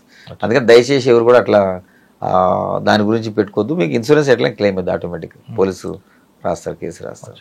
సార్, ఫైనల్గా చెప్పండి, హైదరాబాద్ ప్రజలు ఇంటి నుంచి బయలుదేరి క్షేమంగా గమ్యస్థానానికి వెళ్ళాలంటే ఏం చేయమంటారు? మనం ఇవన్నీ చెప్పుకున్నాం, హైదరాబాద్ అని కాదు, ఇంట్రొడ్యూస్ ఎవరైనా సరే ఎక్కడైనా కానీ. అందరికీ మా పోలీస్ శాఖ తరఫున విజ్ఞప్తి ఏంటంటే, మీ మీడియా ద్వారా, ఐ-డ్రీమ్ ద్వారా మీరు ఇంత స్పెసిఫిక్గా ఇంత లాంగ్ ఇంటర్వ్యూ తీసుకొని ప్రజలకు కూడా ఒకటి ఇది అందించాలని సదుద్దేశంతో చేస్తున్నారు కాబట్టి మీ ద్వారా మేము రిక్వెస్ట్ చేస్తున్నాం ప్రజలకి. ఇవన్నీ డ్రంక్ అండ్ డ్రైవ్ కానీ, ట్రిపుల్ రైడింగ్ కానీ, వితౌట్ హెల్మెట్ కానీ, ఇవన్నీ కూడా మీరు పాటించుకుంటూ పోతే మీ ప్రాణంతో పాటు ఎదురులో కూడా ప్రాణం సేవ్ చేసి సహాయం చేసిన వారు అవుతారు. అందుకని దయచేసి అందరూ కూడా ఈ ట్రాఫిక్ రూల్స్ పాటించి మీ గమ్యం చేరుకోవడం ఉత్తమని మీ ద్వారా నేను అందరికీ రిక్వెస్ట్ చేస్తాను. ఇంటి నుంచి బయటికి వెళ్ళే వ్యక్తి గమ్యస్థానంకి వెళ్ళి తిరిగి ఇంటికి రావాలన్నా మీరందరూ కూడా ట్రాఫిక్ రూల్స్ పాటించండి అంటున్నారు హరిప్రసాద్ గారు. కేవలం మన ఒక్కరే కాదు, ఎదుటి వచ్చిన వ్యక్తి కూడా అతని క్షేమం కూడా రావంటికి చేరుకోవాలంటే మన డ్రైవింగే ప్రధానంగా ఉంది అంటున్నారు. మనం ఒక్కరే స్వార్థంగా వెళ్తే ఎదుటి వ్యక్తి నష్టం జరిగితే ఆ పాపం మీకే తగులుతుంది అంటూ అతను చాలా కొన్ని సంగతులు చెప్తున్నారు. ఖచ్చితంగా ట్రాఫిక్ రూల్స్ పాటించండి, మీరందరూ హ్యాపీగా ఉండాలని కోరుకుందాం. ఇది హరిప్రసాద్ గారితో ఎక్స్క్లూజివ్ ఇంటర్వ్యూ. వచ్చే వారం మరో ఇష్యూలో మళ్ళీ కలుద్దాం. అందరికీ నమస్తే. Thank you sir. Thank you very much. Welcome sir.